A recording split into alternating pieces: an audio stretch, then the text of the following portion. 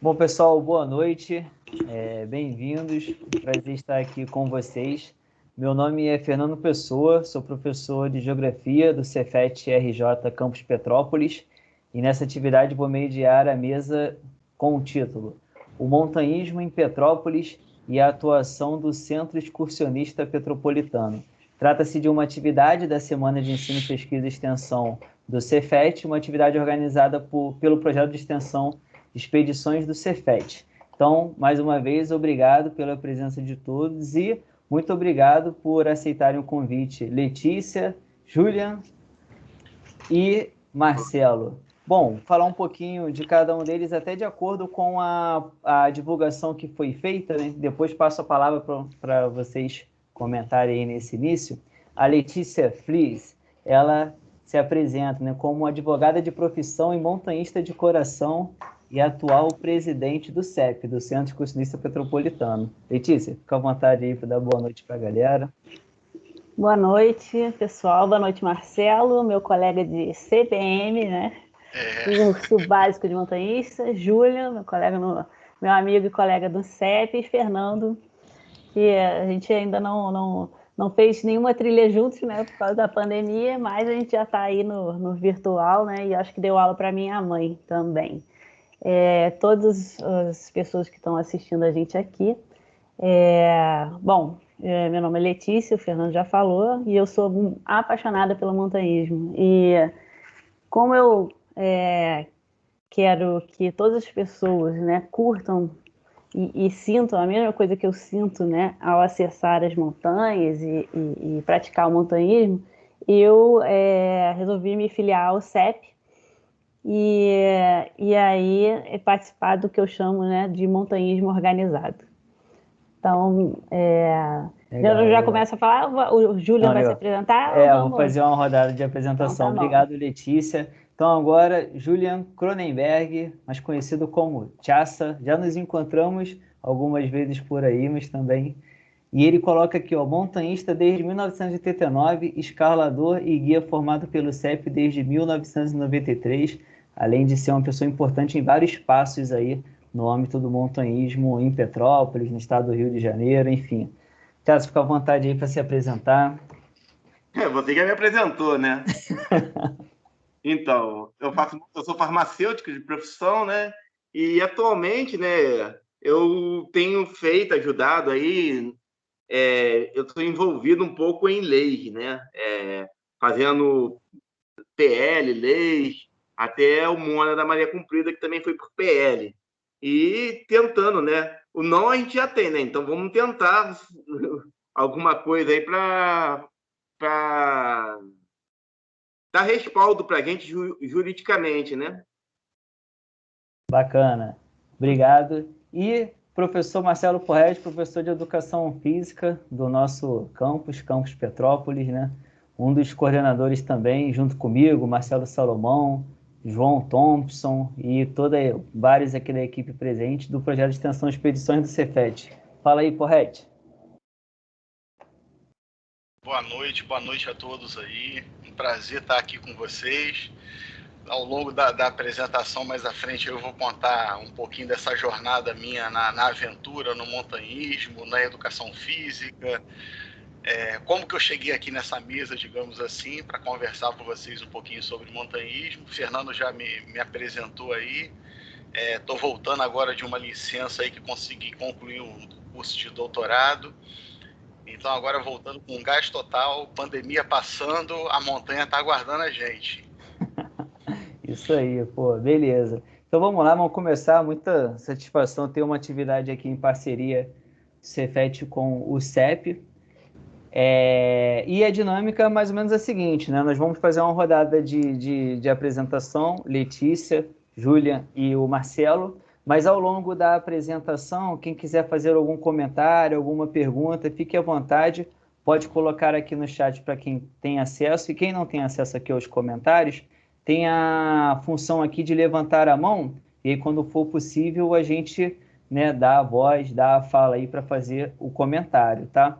Então podem ser feitas questões e comentários ao longo das apresentações e no final também a gente troca uma ideia sobre o que foi aqui apresentado. A ideia é cerca de 10 a 15 minutos para cada um, para depois a gente também motivar um debate mais conjunto. Beleza? Então, Letícia, pode ficar à vontade. Você tem a função aí de compartilhar a tela? Tem, né? Tenho. Eu vou compartilhar daqui a pouquinho. Deixa eu abrir aqui. Bom, como eu falei, eu procurei o CEP, né? Além da questão de querer participar do montanhismo organizado, eu quis também me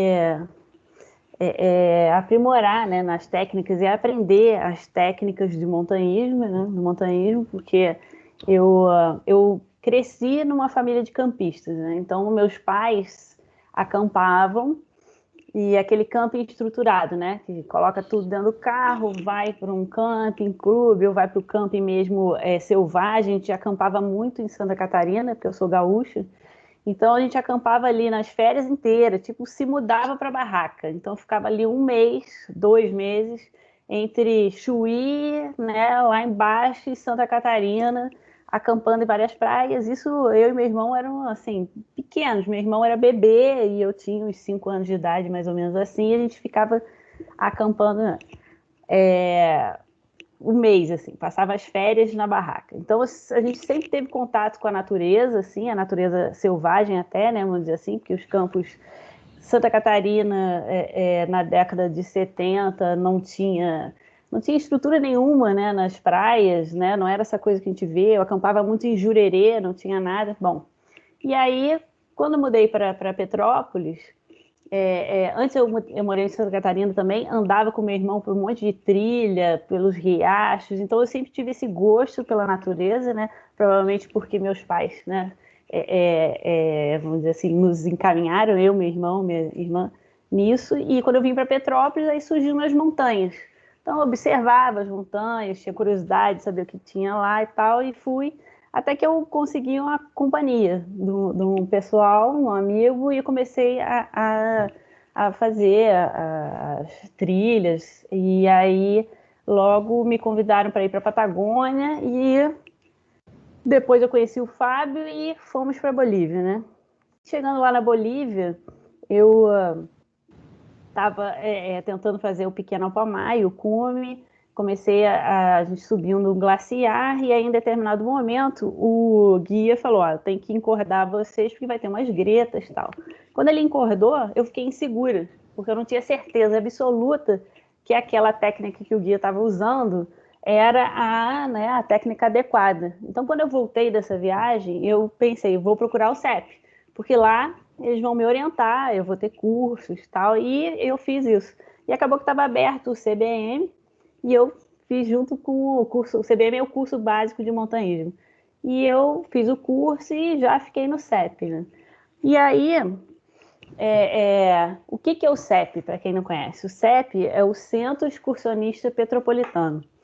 O CEP ele é uma associação sem fins lucrativos, em que as pessoas se reúnem, né, os sócios se reúnem e se comprometem a cumprir com os objetivos do clube, que estão no estatuto do clube. Então, é uma associação sem fins lucrativos, então é uma pessoa jurídica, né, organizada, tem atas, estatutos, assembleias, é uma organização mesmo. Ele foi fundado em 58, né, um grupo de pessoas, os sócios fundadores, né, se reuniu e fundou a associação. Então, de 58 para cá, o CEP está com 63 anos de existência, né?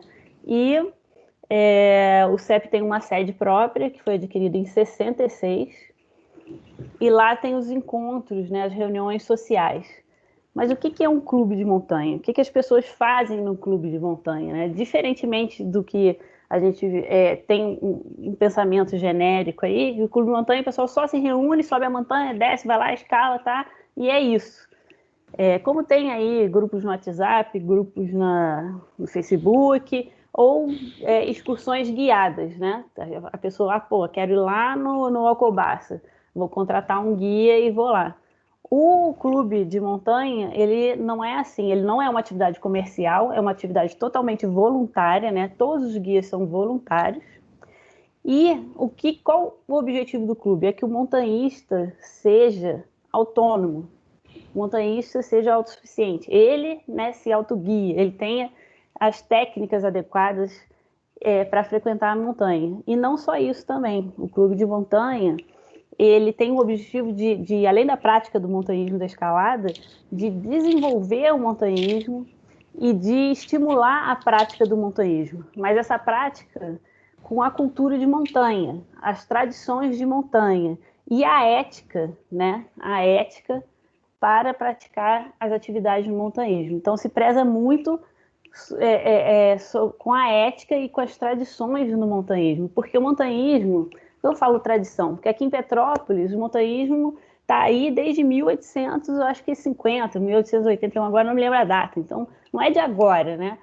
Antes do CEP, teve um precursor que era o Clube Excursionista Petropolitano, isso lá de 32, e aí teve outro CEP, né?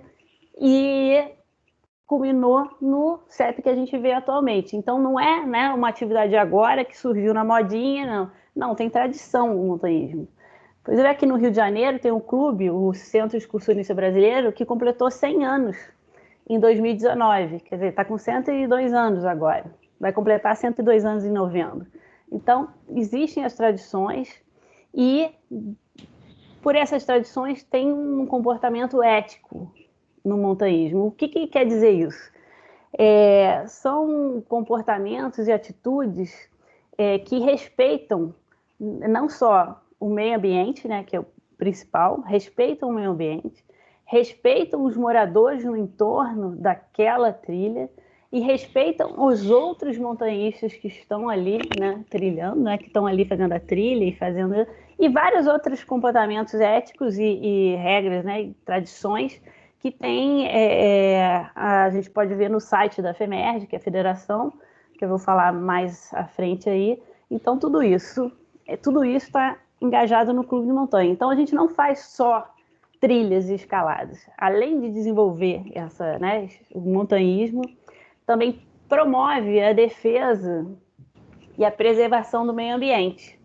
E nisso, os clubes... Não, eu estou falando do CEP, mas todos os clubes de montanha têm basicamente esses mesmos objetivos. Então, o CEP participa do Conselho Consultivo do Refúgio de Vida Silvestre da Serra da Estrela, que é estadual, né, refúgio estadual, participa do Conselho Consultivo da APA Petrópolis e agora participa do Conselho Consultivo da Rebio Araras, a Reserva Biológica de Araras.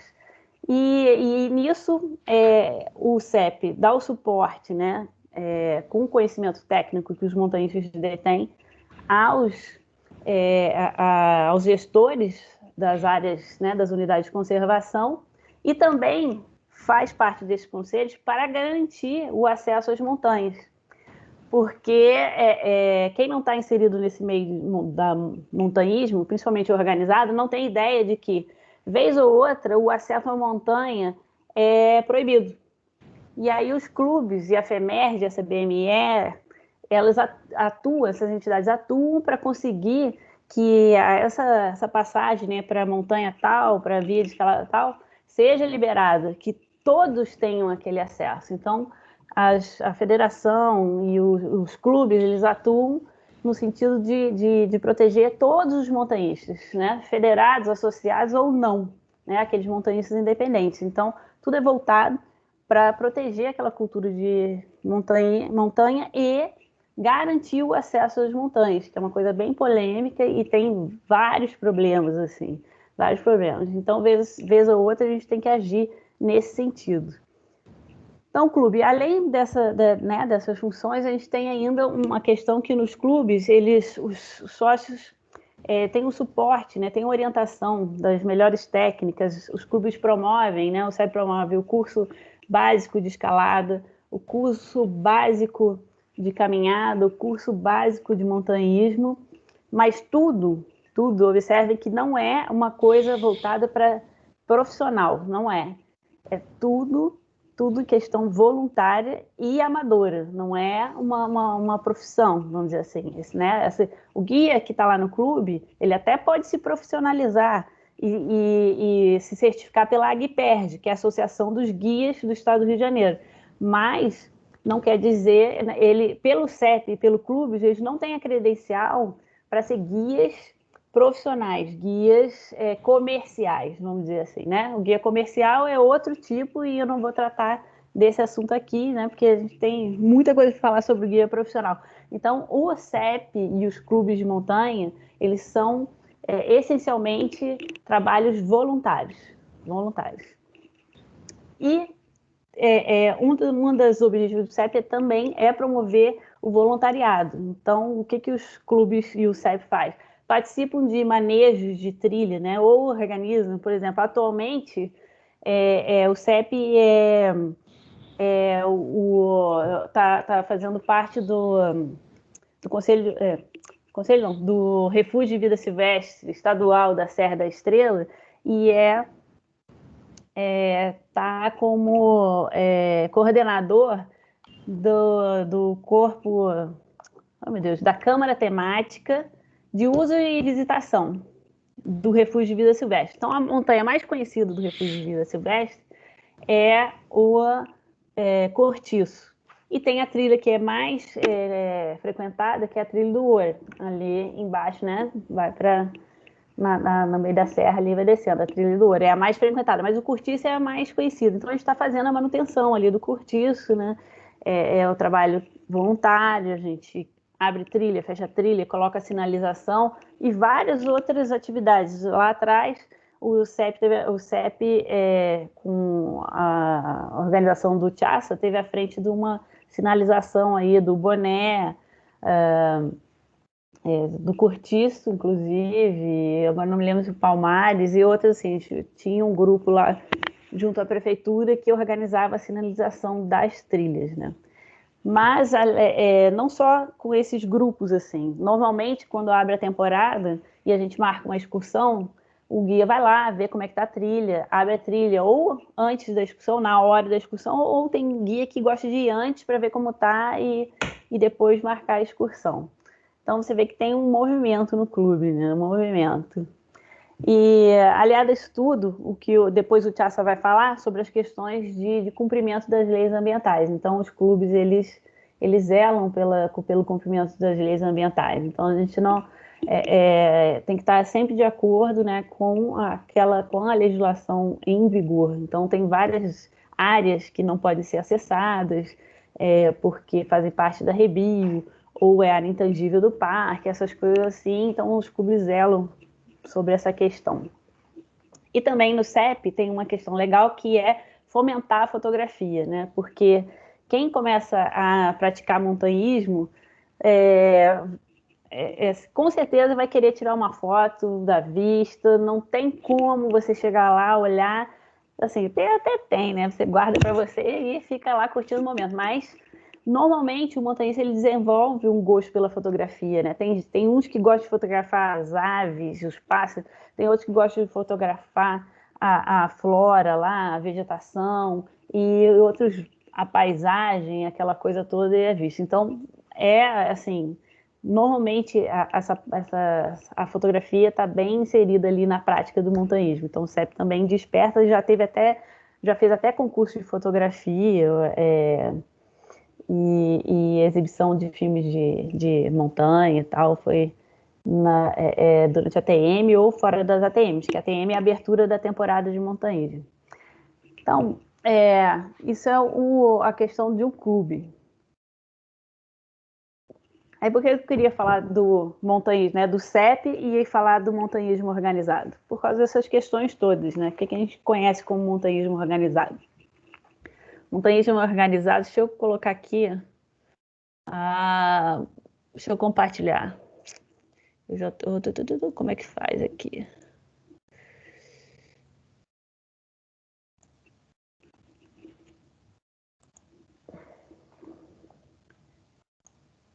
Já apareceu pra gente. Já apareceu? Já, a tela cheia já foi já. Mas acontece que eu coloquei lá no meio da apresentação. Bom, o CEP aqui, então é a associação, né? Isso eu já falei, para a prática de montanhismo. Aqui são os objetivos, foi todo esse papo aqui no início. E aqui, o que é o montanhismo organizado? Então, o montanhismo organizado, ele acredita que todos que têm interesse no bem-estar do ambiente montanhoso, né, o ambiente natural, devem trabalhar coletivamente para aumentar a consciência de que a natureza ela é frágil e encorajar os comportamentos e práticas responsáveis e sustentáveis. Então, no âmbito do montanhismo organizado, nós temos os clubes. Aqui eu só vou falar dos clubes do estado do Rio de Janeiro. Só vou passar aqui para vocês verem en passant a quantidade de clubes que tem aqui no Rio de Janeiro, que eu acho que é o estado que mais tem clubes de montanha, mas tem diversos outros clubes em outros estados, né?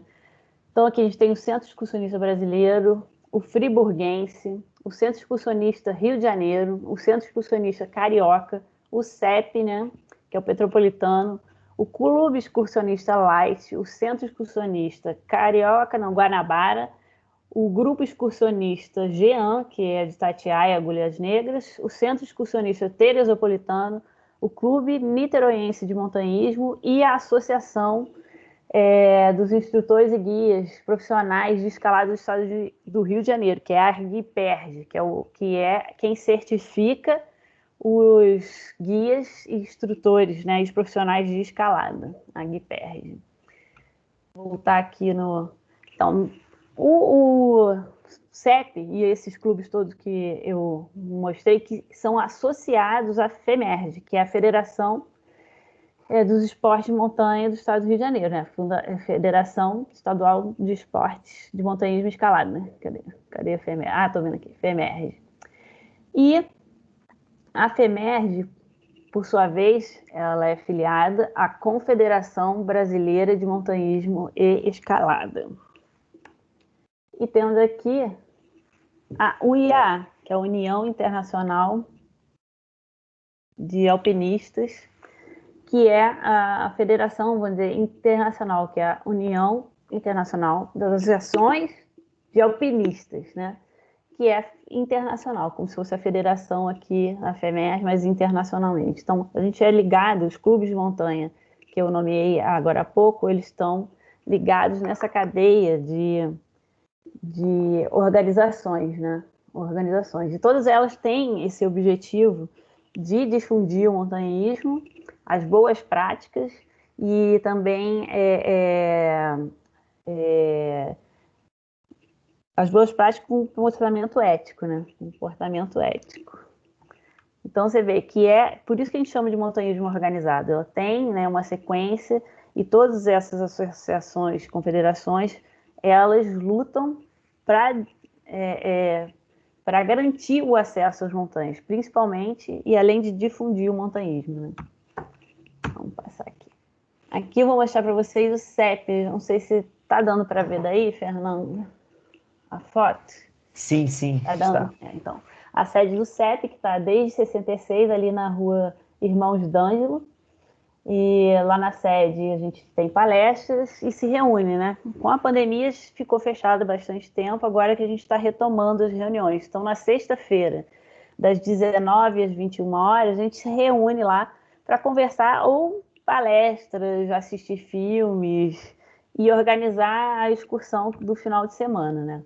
Então, a gente tem ali, normalmente, a prática de caminhada e escalada, né? A escalada com os equipamentos, caminhada aquela assim, coloque a bota, seus equipamentos e vão caminhar. A escalada já tem que ter curso, tem que ter técnica e equipamento, né? Então, é diferenciado.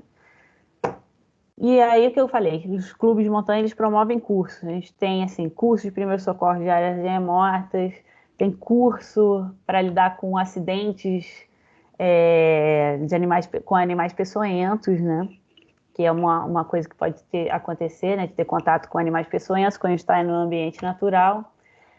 Organizam também a abertura da temporada de montanhismo, que é uma tradição, né, do Rio de Janeiro. Começou no Rio de Janeiro, né, com os clubes lá na Urca se reunindo, e o CEP também já organizou algumas aberturas de temporada aqui em Petrópolis.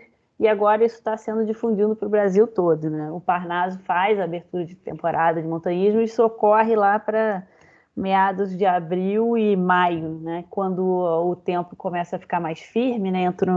Chegando o inverno, para de chover, então a gente marca lá o início da temporada, que a gente diz que são os melhores dias, né, para a prática do montanhismo. Aqui, essa é uma miniatura do Parque Nacional da Serra dos Órgãos, que está lá no CEP. Ela é numa escala de 1 para 10 mil, foi feito por um sócio do CEP, e ele doou essa maquete e está lá. E eu acho até que minha mãe já levou essa maquete para a Cefet uma vez para apresentar com o Paulo Vitor. Eu acho que foi isso, não estou me lembrando. Maneiro. Então,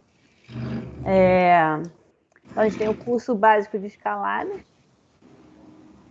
que capacita, então, como eu disse, capacita o aluno, o curso básico, para ser participante numa escalada, né? Ele tem que ser guiado, né, por um guia que detém a técnica. A gente obedece ao currículo mínimo da FEMERGE, que a FEMERGE é que dá as orientações, né, para a prática de montanhismo e as orientações das técnicas, nas melhores técnicas. Então, o curso é auditado pela FEMERGE, né? A gente tem que cumprir aquelas horas todas que a FEMERGE exige. E no final do curso, o CEP concede um certificado, tanto do curso básico de escalada como o curso básico de montanhismo.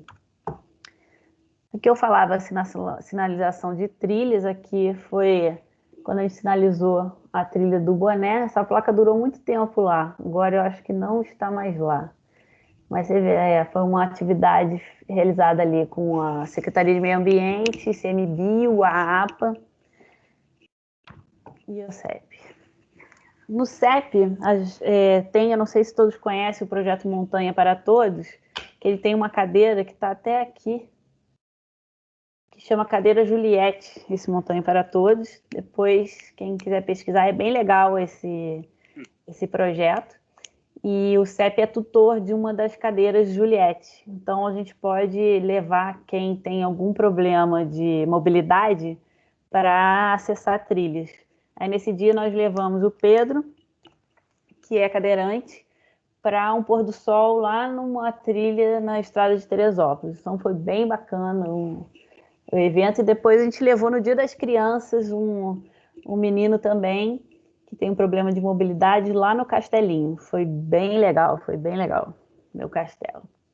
Então, essa cadeira está lá no CEP. Quem quer utilizar pode entrar em contato, que a gente cede a cadeira, né, e tenta organizar aí uma excursão, porque precisa de bastante gente para conduzir essa cadeira, que tem que revezar, né, a pessoa. Então, o CEP edita o boletim informativo, que sai todo bimestre, com as atividades e o relato do que foi feito, e também entrevistas e artigos sobre montanhismo e escalada. Quem quiser dar uma olhada nos boletins do CEP, tem no site, né, do CEP, desde 2008, acho, para cá. Os boletins todos estão lá no site do CEP, e para acesso, né, em formato PDF, pode baixar e acessar as informações lá. Aqui é o lema do CEP, que é sempre em frente, né, com o símbolo. Esse símbolo aqui são os antigos, né, do clube excursionista, e esse é o símbolo antigo do CEP. Esse é do clube excursionista, que eu falei, né, que é de 30 e poucos. Aqui o primeiro logo dos clubes que já não existe mais, mas que foram precursores do CEP, né? A maquete, agora eu vou passar umas fotos aqui. Você vê a maquete, aqui é a maquete do Parnaso, tá? Do Parque Nacional da Serra dos Órgãos. A gente está aqui mais ou menos tem um caminhozinho com um aramezinho, que é a travessia Petrópolis-Teresópolis. Então a gente tem aqui o Dedo de Deus, escalavrado, e aqui vai. As montanhas até o Alcobaça, aqui, o Mãe d'Água. Essa é uma foto do dia da inauguração da sede, lá na Irmãos d'Ângelo. É de 66. Né? Aqui é uma foto do aniversário na década de 70 do CEP. Esse foi o aniversário de 60 anos do clube, em 2018. E aqui as fotos da excursão, ó. Todo mundo, a galera junta, em Itatiaia, essa foto. aqui chama os três. Como é que é o nome dessa atriz? Esqueci. Já você deve lembrar. 3 municípios. É o encontro dos 3 municípios aqui. O acesso é por Teresópolis. Aqui uma escalada lá em Secretário, na via Boi Reto. Esse aqui é na Serrote, acho que é, na Teresópolis. Mais aí uma escalada, se não me engano, é... Nariz da Freira. Hã? Nariz da Freira. Nariz da Freira, isso aí, Nariz da Freira. Aqui foi a manutenção no Castelinho, no Cortiço, o dia que a gente fez manutenção com o pessoal do INEA e mais voluntários recentemente. Então, estão os contatos aí do CEP. Vocês podem entrar em contato facilmente pelo Facebook ou pelo Instagram, que sempre tem alguém ali respondendo.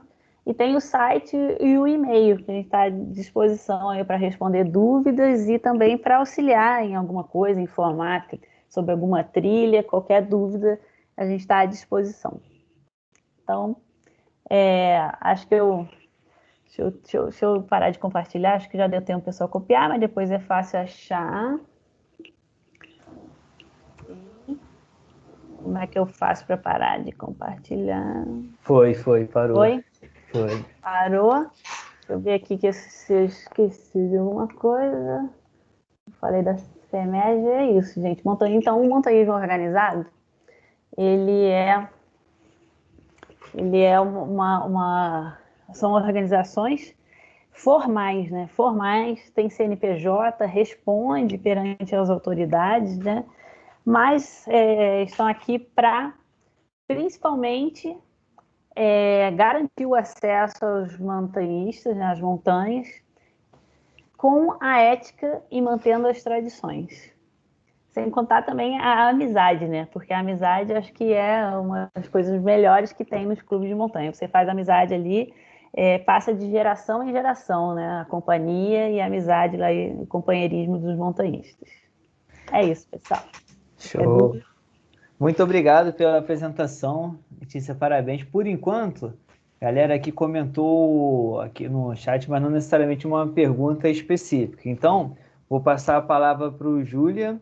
E mais uma vez, galera, quem quiser participar a qualquer momento, só colocar um comentário aqui no chat ou então levantar a mãozinha que a gente coloca aí para poder falar e participar. Mas vamos lá então. Obrigado e Júlia, fica à vontade. Obrigado, então. Meu nome é Julian, né? Julian, desculpa. Mais conhecido como Tchaça, né? Eu faço montanhismo desde 89, né? Como você já disse, né? Eu já tive algumas experiências nas Cordilheiras dos Andes, né? Eu já subi a Concagua e já fiz algumas escaladas da Bolívia, Peru, Argentina e outros lugares, né? E depois a gente faz muita montanha mesmo na nossa cidade, né? Abri algumas trilhas. Tive também, eu e mais alguns amigos do CEP, em 94, a gente pegou uma das últimas montanhas virgens da cidade. Isso, acho que foi em 94, não lembro muito bem. E a gente vai fazendo as ações, né? Como a Letícia falou aí da TN, mas antes da TN em Petrópolis, a gente teve a Semana da Montanha. Isso em 2003, no Sesc, quando era em frente ao Palácio de Cristal. Aí ali a gente começou a fazer mais eventos, né? A partir do ano 2000 que a gente deu mais valor a isso, né? A década de 90 era excursão o tempo todo, apesar que teve campeonato de escalada na Praça da Liberdade, teve campeonato de escalada no SESI. A gente sempre foi envolvido em eventos, né? A gente sempre faz alguma coisa já há muito tempo, né? Na época, o presidente do CEP era o Fábio, né? Ele fez em 92, na época da Rio 92, né? Que deu um boom grande também na caminhada, na escalada, nessa época, né? O que está acontecendo agora na pandemia. As trilhas estão bem movimentadas, pessoas que não são de clubes, mas têm Facebook, tem grupos, e nunca vi tanta gente na trilha como estou vendo atualmente, né?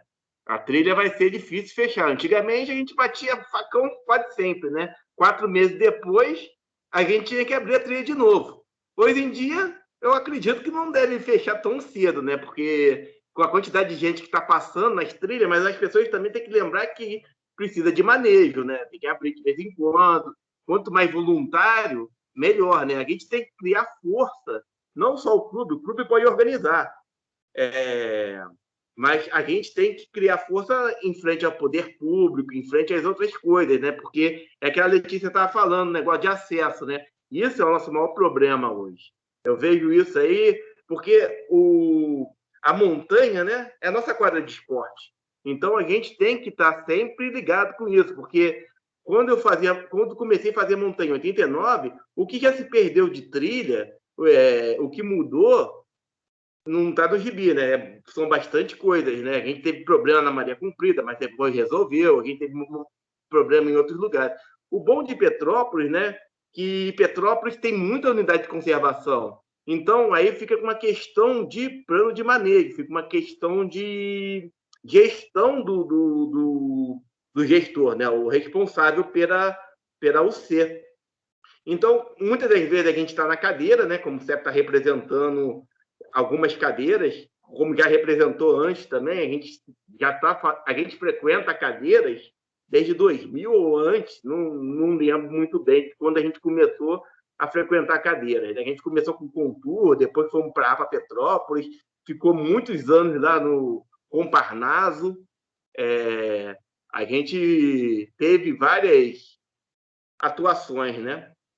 Na época, eu lembro que acho que era o Carlos Alexandre, que ficava bastante tempo lá no Comparnaso, e a gente foi ganhando espaço, né? Porque a gente o negócio não nasceu assim da noite para o dia, teve contribuições de várias pessoas, antes mesmo da criação da FEMERG. A FEMERG foi criada em 2000. Antes mesmo disso, a gente já começava a trabalhar, mas depois que criou a FEMERG em 2000, as coisas ficaram mais organizadas ainda, a gente começou a ficar mais sério. Porque está chegando, o pessoal constrói, daqui a pouco, quem sabe, eu estou vendo no site da prefeitura, eles querem mexer no lupus da cidade, ou seja, pode estar entrando novas casas e novos condomínios e bloquear o nosso acesso. Então, é uma coisa bem complicada. A gente temos que sempre estar à frente disso, né? A história disso foi até com o André Ilha, em 2010, né? Chegou um decreto no Rio de Janeiro, que agora eu não lembro o número do decreto do Rio, né? Foi nossa primeira coisa. Aí o André Ilha trouxe, na época que era o Paulo Mustrange, o prefeito, e fez o decreto 283 de 2010 em Petrópolis. E, isso aí foi o que diz o decreto. É um programa de incentivo ao montanhismo, que, mal bem, dá um pouquinho de acesso, né? Não é bem a Lei 6589/2013, que eu vou falar depois, mas ajuda assim, para mapear as trilhas de Petrópolis, teria que colocar isso em prática também, né? Que está no decreto, e depois, em 2016, do decreto a gente ajudou a fazer e virou uma lei, né? A gente deu uma melhoradinha, mas é basicamente a mesma coisa, a Lei 7478/2016. Mas o que foi mesmo, assim, que eu acho que é mais importante aí no caso do Estado do Rio de Janeiro, que é o único estado que tem, foi a Lei 6589, né? Que foi uma lei que a gente criou no Estado do Rio. Apesar que a gente já tenta essa mesma lei desde 2010, desde a época do Gabeira, depois a gente tentou com o Sirquis, e agora está no Senado, né? A gente está trabalhando aí para ver se a gente consegue isso. Apesar que teve emenda, teve substitutivos, né? Que a gente não tem um controle completo da lei, né? Cabeça de advogado, cabeça de deputado é igual de juiz, né? Não sabe o que vai sair, né? Eles escrevem mesmo, que são muitas pessoas lá, passa por várias pessoas, né? Aqui em Petrópolis, por ter 15 pessoas, no vereador é tranquilo, mas quando você tem 513 pessoas lá, várias comissões, no caso de uma lei federal, a coisa complica. E depois tem que submeter também uma lei ao Senado, que são 81 pessoas, aí não é mole, não. No Estado também, né? Como a gente está tentando fazer agora também no Estado, o MONA, né? O MONA da Maria Comprida. Isso é um projeto meu, do Hugo e do Bernardo, né? Onde a gente pegamos ali a área da Maria Comprida, que é bem grande o perímetro do Mona, né? Chega a ser mais de 10% da cidade de Petrópolis, né? E atualmente acho que está com 8.905 metros. Então, 5 metros, não, 8.905 hectares, né? Só que o projeto inicial, quando a gente colocou lá com o MINC, lá era 10.059 hectares, né? O INEA está adaptando, né? A consulta pública terminou dia 28, né? Mas aí o pessoal do INEA, lá, o grupo de trabalho, eles estão lá trabalhando para devolver a LERJ para depois ser votado para se criar a unidade de conservação, né? Ela só é criada mesmo quando for publicado no Diário Oficial do Estado do Rio de Janeiro, né? Então, até lá ainda tem um pouquinho de chão, né? Mas eu acredito, como o MINC pediu um caráter de urgência, vamos dizer assim, passou rapidamente pelas comissões, né? Que ele foi submetido a 7 comissões e passou. Então, agora falta a plenária, né? Vamos ver se isso acontece também, que acho que isso ajuda muito no programa de acesso, porque fica sob a administração do gestor. Então, o gestor, como autoridade, né, vamos dizer assim, que é um órgão público, eles vão lá, de repente, vão delimitar melhor o acesso para a gente. A gente vai ter uma contribuição bem interessante aí, né? Porque Petrópolis, a gente entra ali no Bonfim, Serra dos Órgãos, beleza, é só entrar e fazer trilha. A gente não tem injeção de saco quando é isso, né? Tu entra no parque, paga lá, paga a entrada, né? Que antigamente não cobrava o lado de Petrópolis, né? Agora se cobra ali no Bonfim, mas você não tem problema de acesso, né? Mas as outras montanhas, aí a gente costuma ter, né? A pessoa constrói uma casa, ou tem cachorro, e isso dá um certo trabalhinho para a gente conseguir chegar na nossa quadra de esporte, ou no nosso templo, nossa igreja, sei lá, né? Que a gente pode pensar nisso também, né? Eu acho que é isso. E recentemente, né, ano passado, a gente fez conversando com o poder público, né, com vereadores, né? A gente criou aí uma lei que coloca o montanhismo como relevante para o município, né? De interesse relevante ao município, que achei até interessante, que foi replicada em outras cidades. E aí a gente vai ganhando força, a gente vai ganhando respaldo para isso, né? A Letícia pode até explicar melhor, que ela é até advogada de formação, mas aí eu vou aproveitando, como eu conheço bastante gente na política, né? Assim, aí eu vou lá, faço uma lei, tento fazer, mostro a apreciação dos outros montanhistas e vai criando, né? Atualmente tem 2 para sair na Câmara, né? Que está tramitando para ver se depois o prefeito sanciona, né? E é isso, eu acho. Legal, Thiago. Obrigado pela explanação. Surgiu uma questão aqui, né? Que é o que é o MONA, né? Falar um pouquinho o que é essa sigla, o que ela representa. Então, é o Correte que levantou essa bola. MONA é abreviatura de Monumento Natural. Isso é uma unidade de conservação de acordo com a SNUC. SNUC é o Sistema Nacional de Unidade de Conservação. Então, o SNUC é classificado em categoria integral, que tem um uso mais restrito, né, que é o caso de parque, é o caso de rebio, né, que é reserva biológica, é o caso do revis, é o caso do Parque Nacional, né? Mona aí teria que estudar um pouco, entender um pouco a SNUC, que não é uma coisa complicada. E aí, no caso, Petrópolis também tem a questão sustentável, né? Categoria sustentável, onde entra as APAs, entra a floresta, entra reserva extrativista e outras, né? Tem umas 9 sustentáveis e são 5 integrais. Aí eu não sou gestor de parque, mas eu entendo alguma coisinha, né? Bacana. O MONA permite, é uma unidade de conservação que permite, tanto o MONA como o Revis, permite ter casa dentro, propriedade dentro. Já um parque, teoricamente, não poderia ter propriedade dentro. A diferença básica é essa mesmo.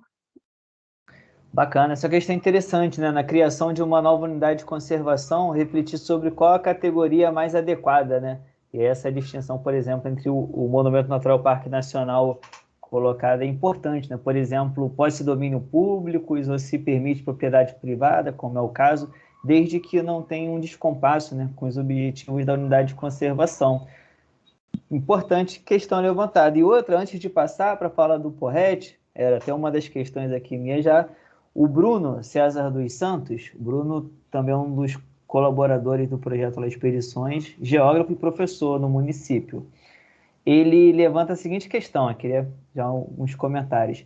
Se existe alguma perspectiva de inserir a prática de montanhismo como conteúdo na educação básica, aproveitando a disciplina de HGTTP. Essa disciplina é uma disciplina que ela faz parte do currículo, né, do segundo segmento do ensino fundamental do município de Petrópolis, que é História, Geografia, Turismo e Transporte de Petrópolis, se eu não me engano. HGTTP, História, Geografia, Turismo e Transporte em Petrópolis. E ele fala, o turismo acaba sendo abordado de forma transversal, mas explorar de forma mais enfática seria interessante. Então a pergunta é essa, talvez assim, se já colocaram diferentes formas de atuação do montanhismo, a partir do montanhismo organizado, seja, né, em conselhos de unidade de conservação, em estratégias políticas em diferentes esferas, município, estado, tal. E na educação básica, há alguma questão? Acho que essa é a provocação do Bruno. Formalmente, assim, oriunda do governo, do MEC, né, das prefeituras, não tem conhecimento. O que já se fez em alguma época, e tinha um projeto que era o CEP nas escolas. A gente tentou ir nas escolas e apresentar o montanhismo e convidar os alunos, né, para a prática de alguma caminhada. Mas não foi muito à frente, é difícil organizar com a escola, porque tem a questão de responsabilidade, mas o CEP está à disposição. Tem esse projeto, nunca consegui colocar em frente pelos empecilhos mesmo com o horário da escola, a questão de responsabilidade e organização. Mas esse era um projeto, está pronto o projeto, só que a gente nunca conseguiu colocar efetivamente em prática por questões mesmo de ter uma diretoria ou um professor, alguma coisa que embarque nessa, né, e consiga abrir esse canal. Interessante. O Porrete até colocou, estamos aí para colaborar. A gente tenta avançar um pouco nesse sentido no Cefet especificamente, mas de fato a gente lida com diversos desafios, inclusive preocupações legais, né, que a gente vai tocando ali, mas... Tiaça, quer comentar algo? Só para a ciência, né? Teresópolis fez uma lei dessa, colocar o montanhismo como prática nos colégios públicos. Recente isso, né, Tiaça, ou não? Hã? Recente, né? Agora há pouco, ou antigo? E no caso de Petrópolis, existe aí, o pessoal está tentando criar o Programa Municipal de Educação Ambiental, onde eles pensam em dar aula sobre isso, unidade de conservação, uso da água, vários assuntos, né? Aí teria que entrar na plataforma deles lá, da prefeitura, Proema. Promeia, P-R-O-M-E-A, Promeia. Eu acho que isso também existe no Rio, eles estão tentando implantar isso em Petrópolis. Acho que até quem está à frente acho que é o Anderson Maverick, que está fazendo isso. Esse é o programa de educação ambiental, né? Que pode ter ou não relação com o montanhismo. Isso. Interessante. O Paulo Roberto comentou aqui que seria interessante diálogo com o turismo pedagógico e já o turismo também, certamente. Boa noite. Gostaria, inclusive, de mais uma vez cumprimentar. Muitos entraram aqui durante as apresentações. Boa noite aí a todos. Depois nós vamos voltar, então, nesse assunto. Vou passar a fala para o Porrete, mas já fica talvez alguns encaminhamentos, ver como que isso está sendo colocado em outros municípios. Petrópolis tem um potencial incrível, né, para essa temática na educação básica, e já ver também esse exemplo recente da lei lá em Teresópolis. Porrete, contigo agora. Opa. Então, deixa eu compartilhar a tela com vocês aqui.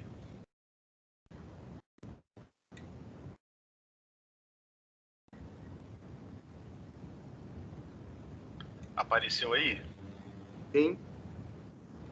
Opa, valeu. Então,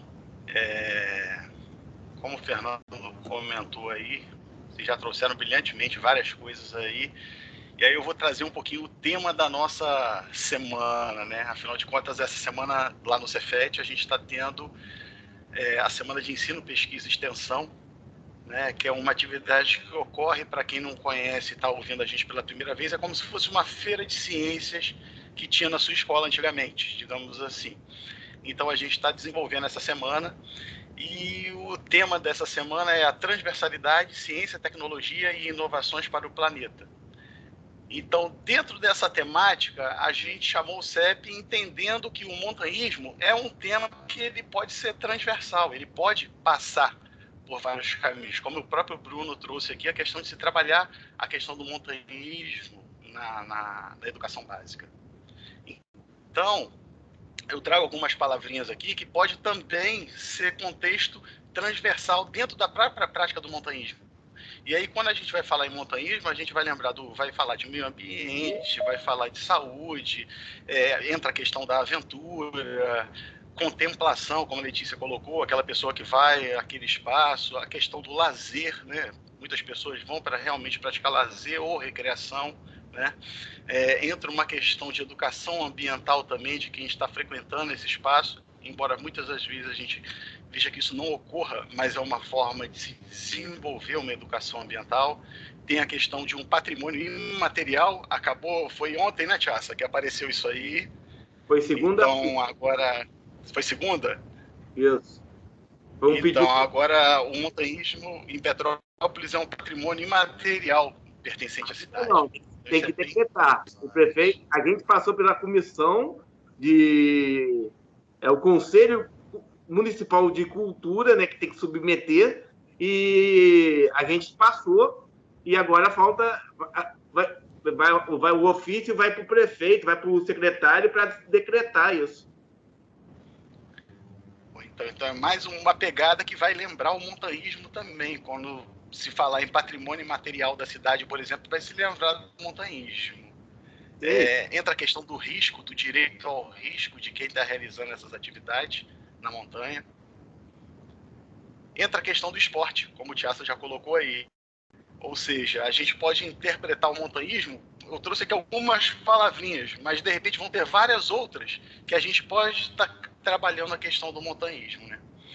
E aí, eu vou trazer um caminho que de repente eu percorri e vai culminar no nosso projeto de extensão Expedições, que... Vamos lá, deixa eu contar um pouquinho. Eu sou formado em Educação Física, dou aula de Educação Física desde os 16 anos de idade, fiz um curso técnico em Educação Física e aí comecei a trabalhar em escolas. Só que eu não conseguia ficar só na quadra dando aula de Educação Física. Eu botava a molecada para ir para a rua, a diretora ficava doida comigo, os pais, enfim. Mandava autorização, os alunos traziam e a gente realizava caminhada, nem sempre em montanha, mas saíamos para caminhar. E aí acabava ocorrendo até uma determinada inclusão daquele aluno que não gosta muito de bola, de futebol, de esporte, e ele se sentia maravilhado em sair para caminhar com os colegas. E eu fui entendendo esse lance das caminhadas, fui entrando, né, e partindo para um outro caminho que tinha a ver muito mais com aventura do que o esporte em si jogado dentro da quadra ali certinho na aula de Educação Física. E lá em 2009 eu entrei num curso de mestrado, onde eu procurei trazer a temática meio ambiente para a educação física escolar. Como trabalhar isso? Já tinha alguns professores que falavam sobre esse assunto, mas a gente buscou trabalhar com a temática transversal à época, né? E aí, em 2015, eu entro no Cefet. Quando eu entrei no Cefet, veio a questão da montanha. Eu estou na montanha. E aí veio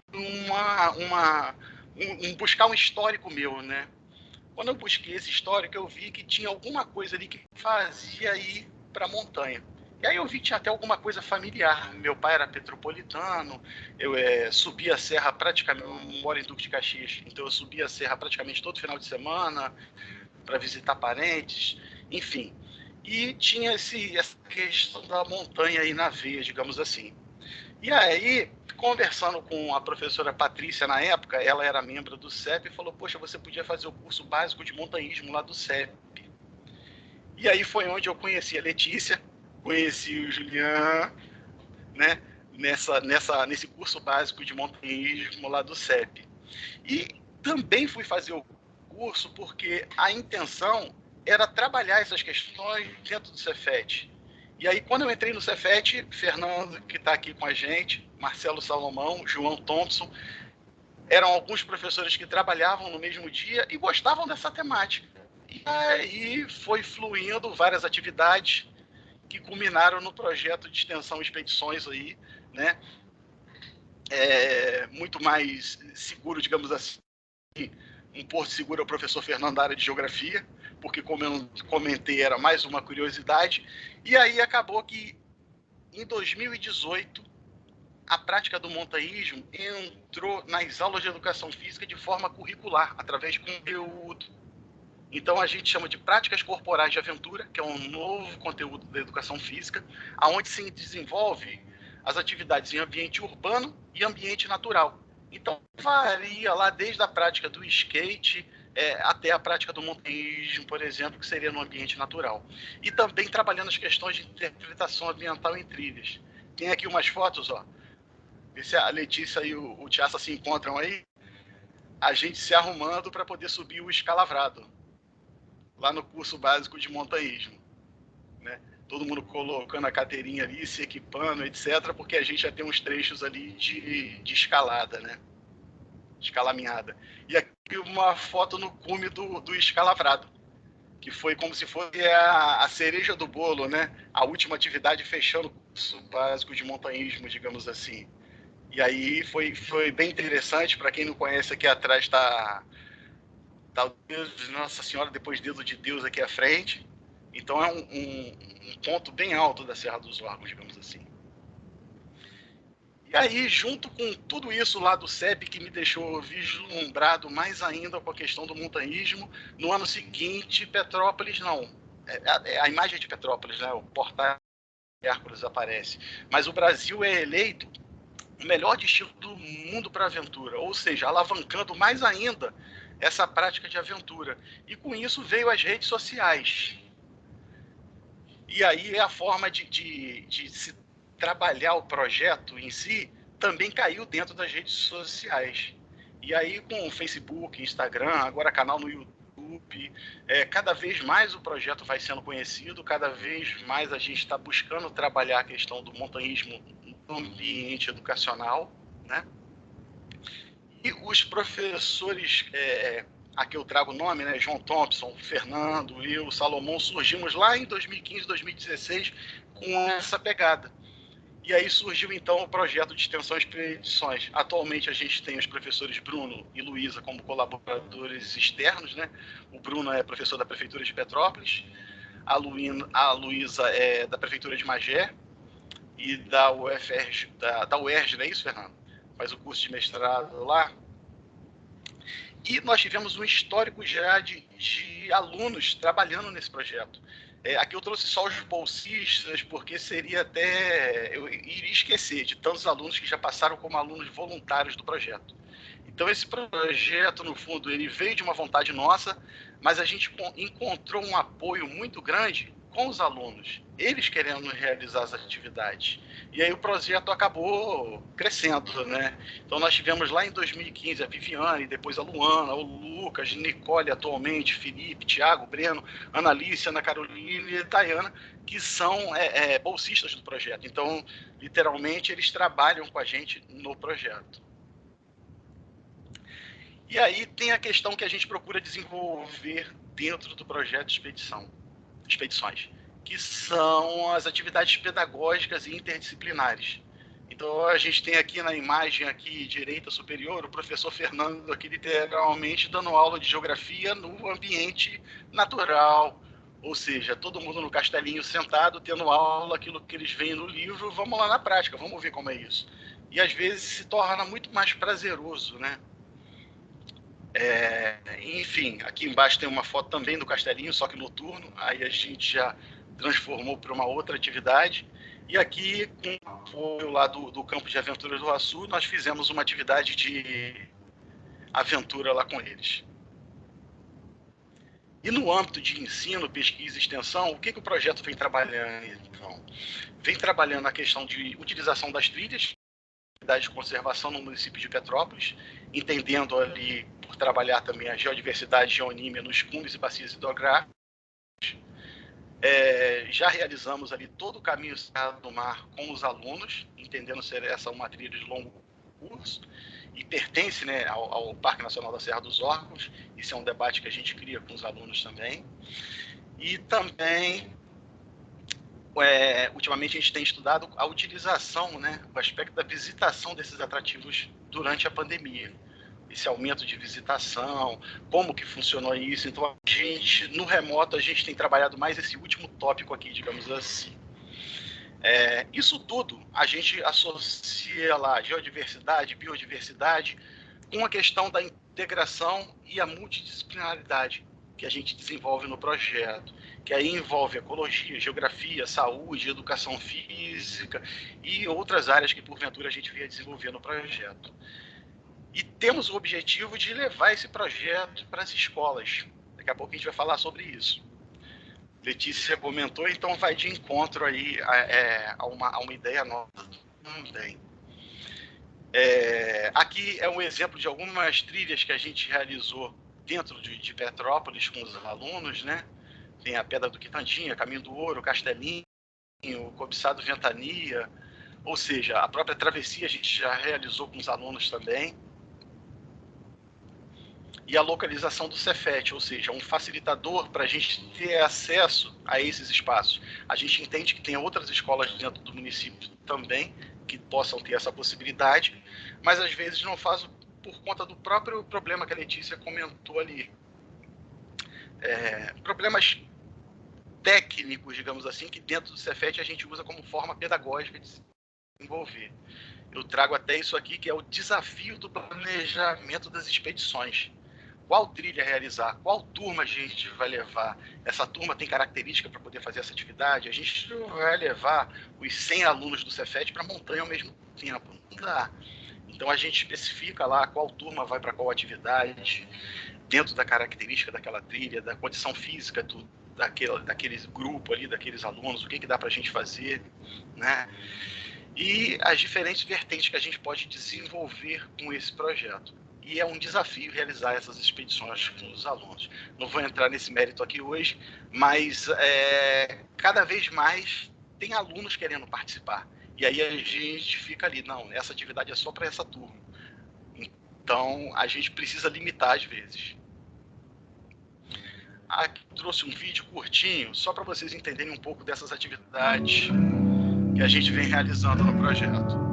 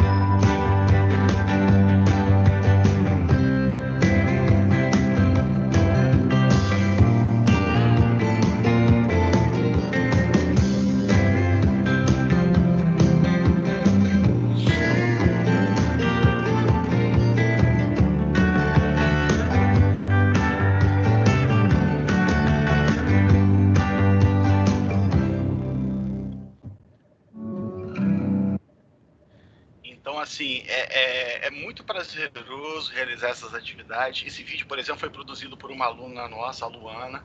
né, que desenvolveu ele através de imagens que a gente foi capturando durante os anos de desenvolvimento do projeto.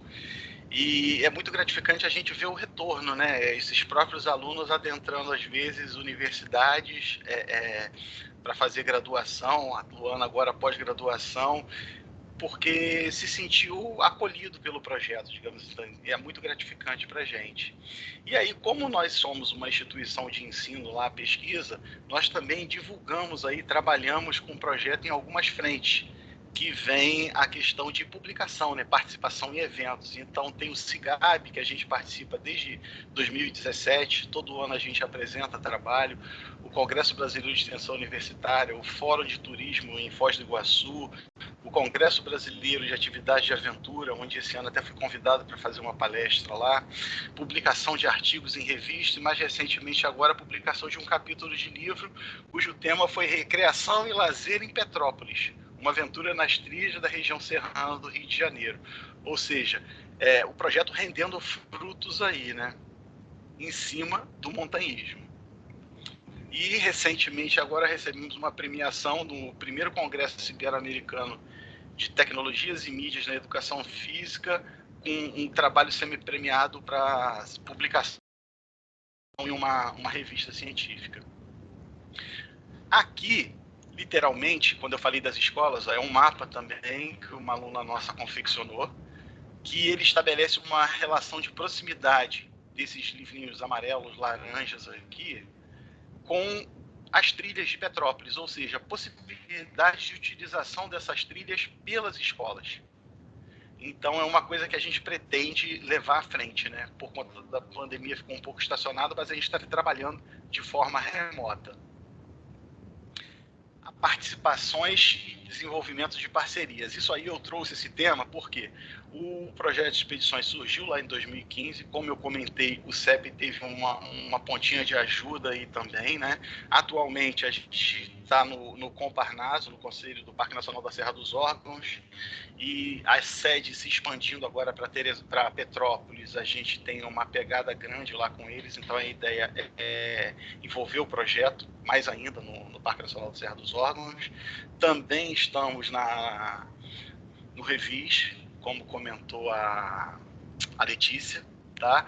Até por convite da Letícia, a gente acabou entrando também na Rebioararas e a gente pretende agora estabelecer uma relação também com a Prefeitura de Petrópolis no intuito de tentar trabalhar com as escolas municipais a questão do montanhismo. Então, o projeto está tentando dar esse passo aí, né? Bem, obrigado. Tem aí nossas redes sociais também, quem quiser curtir, compartilhar, aparecer por lá, acompanhar um pouquinho a gente, fica à vontade. Muito bacana, obrigado, Marcelo Porretti. Não, tá tranquilo. Bom, mais uma, foi ótima a apresentação, legal também como que deu esse encadeamento das diferentes falas, né, até chegar aí às atividades que a gente vem realizando, né, essas tentativas, isso, como que o projeto surge como uma extensão e hoje ele tem diferentes perspectivas, ensino, pesquisa, extensão, enfim. Mais uma vez, vou motivar a galera aí para poder participar, jogando perguntas, comentários, o que quiser, mas eu vou... Teve uma questão até que estava sendo discutida aqui, né? Que é a questão da necessidade, talvez, de um mapeamento das trilhas de Petrópolis. Esse mapa que o Porretti colocou, a gente tentou avançar um pouco nesse sentido. Até joguei o link aqui, que é um mapa disponível no Google Maps. Ele tem o limite de Petrópolis, né? O limite das unidades de conservação em Petrópolis, as trilhas com os trajetos, talvez não todas, mas a maioria, né, a gente vem indo no detalhe agora para poder finalizar, e as escolas. Então, se a gente vê, realmente Petrópolis tem esse destaque, né, escolas e trilhas distribuídas pelo município todo. De uma maneira geral, toda escola tem uma trilha perto que pode ser desenvolvida alguma atividade desse tipo. Fica o convite também para todos que estão aqui participando de buscar, né, as informações, entrar no site do CEP. Os boletins do CEP são muito interessantes, né? Eu gosto quando sai lá de ler, né? E tem toda uma questão também histórica envolvida. E é muito interessante ver no município, né, como que é muito presente, né, Mas tem uma questão que aí eu vou, enquanto a galera não coloca aqui, eu vou fazer a minha questão, vou colocar as minhas. A prática do montanhismo em Petrópolis é uma prática muito evidente, né? Mas a minha pergunta, principalmente para o Juliano e para a Letícia, é como que vocês veem essa prática nos jovens, né? Que aí, de certa forma, até justifica essas discussões sobre educação básica. Por exemplo, muitas vezes a gente vê que a prática é muito presente no município, nas famílias, mas não necessariamente entre os jovens. Uma facilidade, por exemplo, que a gente costuma ter. A gente prepara alguns alunos para fazer algumas caminhadas um pouco mais exigentes, como cobiçada ventania ou a própria travessia. Aí é comum os alunos conseguirem os equipamentos todos. Fala assim, não, eu tenho uma bota muito boa, eu tenho um equipamento necessário, eu tenho uma mochila que é do meu pai, que é do meu tio, que, né, da minha mãe, então tem essa presença. Então a pergunta é como que, se no CEP, por exemplo, é evidente essa questão assim, há uma mudança geracional, há uma geração predominante no CEP, né? Que vocês, qual a percepção de vocês sobre essa questão? Então, tem uma predominância aí no CEP do pessoal na faixa de 35, 40, 45 anos. Até o Luiz Cláudio, que é o diretor técnico, ele tem uma planilha sobre isso, a gente tem certinhos números, mas é uma faixa disso, assim, 30 e poucos, 40, 45, né, 50 anos. Então, isso acho que nem sempre foi assim. Pelo que eu vejo, por exemplo, o Tchassa, desde quando ele é montanhista? Né? 30 anos que ele está por aí no CEP, né? Se eu não me engano, acho que 30 anos de CEP o Tchassa tem. Então, você vê, ele entrou novo. E vários outros, assim, TED, muitos aqui que estão na minha faixa etária, eles estavam no CEP quando adolescentes. O próprio André Ilha, ele chegou no CEP lá, eu acho que ele tinha 16 anos, por aí. Hoje eu não vejo isso, né? Eu não vejo isso no CEP e em outros clubes também, né? Isso é geral, nos clubes de montanha a gente não está vendo. Eu não sei exatamente porquê, também eu não tenho conhecimento técnico para fazer esse estudo sociológico, sei lá o que é, mas eu vejo assim, uma coisa nítida é que o pessoal lá, antigo, da década de 60, 70, as pessoas tinham filho com 20 anos, 20 e poucos anos. Então, quando eu estava com 40, né, nessa faixa etária que eu tô, né, não sei, o Fernando acho que não, mas o Marcelo acho que tá, o Thiago também, na faixa de 40 e poucos, já tinha filho de 18 anos, de 20. Então, fazia uma companhia ali, levava para os clubes. E agora não, o pessoal da minha faixa aí de idade tá com filho de 5 anos, filho de 2, né, filho de 1, tem gente com bebê e tal. Então, eu acho que teve um hiato assim nessa questão das gerações, porque o CEP foi muito, eu vejo, né, pelos documentos antigos, era o avô, o pai e o neto, assim, e vem, assim, já tem gente na quarta geração de CEP. E não vejo muito isso agora recente nos clubes. Isso é um comentário geral. Não sei exatamente o porquê disso, né? O porquê disso. Não sei também se é essa questão das mídias sociais, que a pessoa encontra a informação com facilidade, né? Antigamente, antes desse negócio de Facebook, Instagram, Wikiloc, não sei o quê, quem detinha o conhecimento exclusivamente eram os clubes. Então, se você quiser saber onde era a trilha, sei lá, vamos dizer assim, o Ventania, como é que chega na Pedra do Inferno, umas coisas mais assim escondidas, vamos dizer, como é que vai para o Pilates, como é que chega lá no Monte Emílio, o que não era óbvio assim de Castelinho, Pedra do Retiro e Quitandinha, você tinha que ir num clube de montanha. Os clubes de montanha tinham os registros das excursões, tinha não, os clubes de montanha têm. Então a gente tem os registros das excursões desde a fundação do CEP até antes, né? O CEB tem registro, tem um museu lá com todos os registros de conquistas e tudo. Então, se você quisesse saber onde fica a trilha, como que faz para ir, tá? Tinha que ir no clube. Então, acabava que o jovem tinha que ir lá. Hoje em dia, pega aí, tá tudo pasteurizado na internet, você pega lá e vai. Mas aí, você vai com a cara e coragem, né? Não sabe muito bem o que tem ali e às vezes a pessoa erra, ou se não mudou a trilha, ou sei lá o quê, ou não tem a menor ideia de que seriam muito íngreme, ou que teria uma passagem exposta, ou sei lá o quê, né? Umas coisas assim. Então, eu acho que tem um misto disso, né? Essa facilidade de informação ao alcance lá, né, da Gulgada, vai lá no Wikiloc, vai lá no Facebook, se junta num grupo que está lá fazendo trilha e vai todo mundo. E essa questão da geração também, que antes vinha, né, a geração, os colegas, tal, era o avô, o filho, o neto, todo mundo ali junto praticando o montanhismo, e agora deu uma distância, né, entre as gerações, né? Tem vamos dizer assim, uma quantidade de anos ali que não tinha essa distância da faixa etária entre uma geração e outra, e agora está uma coisa maior, né? Eu acredito que seja isso, mas também não é uma suposição minha, e o que eu vejo por aí, que é uma reclamação geral de clubes em geral, assim, não só de montanhismo. Bacana. Tiaça, quer comentar sobre? É isso aí mesmo que a Letícia falou. O clube envelheceu um pouco, né? Quando eu entrei em 89, 90, década de 90, a faixa etária era de 20 anos, 25. O pessoal fazia muita excursão, alguns saíam do clube que tinham que fazer faculdade, mas dava tempo para fazer sábado e domingo uma caminhada. Tinha muita abertura de via, o pessoal gostava muito de abrir via naquela época, né? E até hoje abre bastante, mas acho que na década de 90 abriu bastante vias, muita coisa. A galera era bem forte em Petrópolis, em trilha e caminhada nessa geração aí.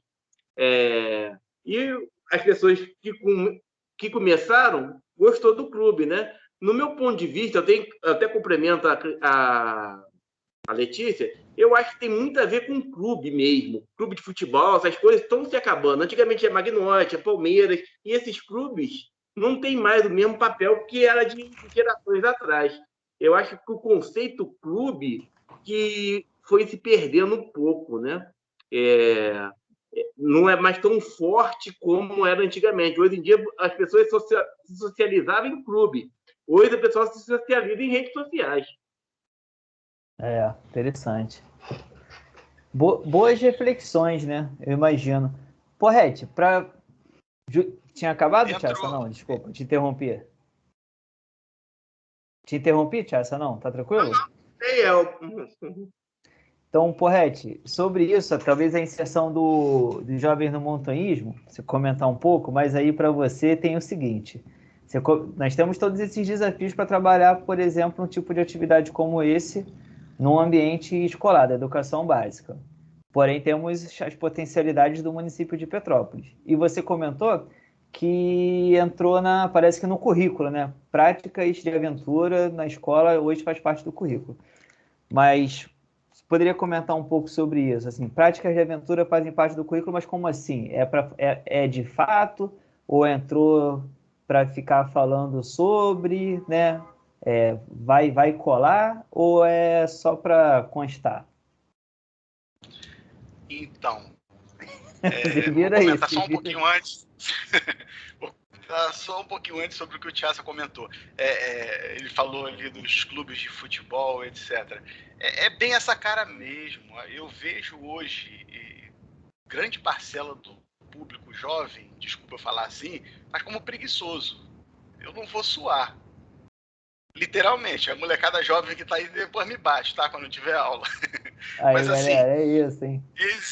Existe uma determinada falta de tipo assim, como a Letícia comentou, o pessoal da minha época lá, também tem 40 e também 45, tô beirando essa faixa etária do CEP aí.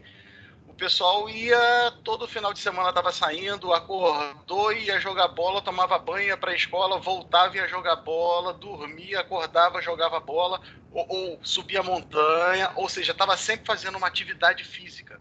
Hoje em dia, tem várias coisas que contribuem para isso também, né? A questão da própria violência, a gente acaba ficando mais recluso dentro de casa para evitar determinados contatos, etc. Crescimento populacional, então a gente teve, por exemplo, campos de várzea, eu falei de futebol, campos de várzea, hoje em dia a gente não tem a mesma quantidade. Praça pública para você passear, fazer o seu lazer, recreação, etc. Ou seja, a gente acabou uma diminuição de espaço para essa atividade de recreação e lazer. E de uma forma geral, essa atividade de recreação e lazer, ela migra para as redes sociais. ela migra para frente da telinha.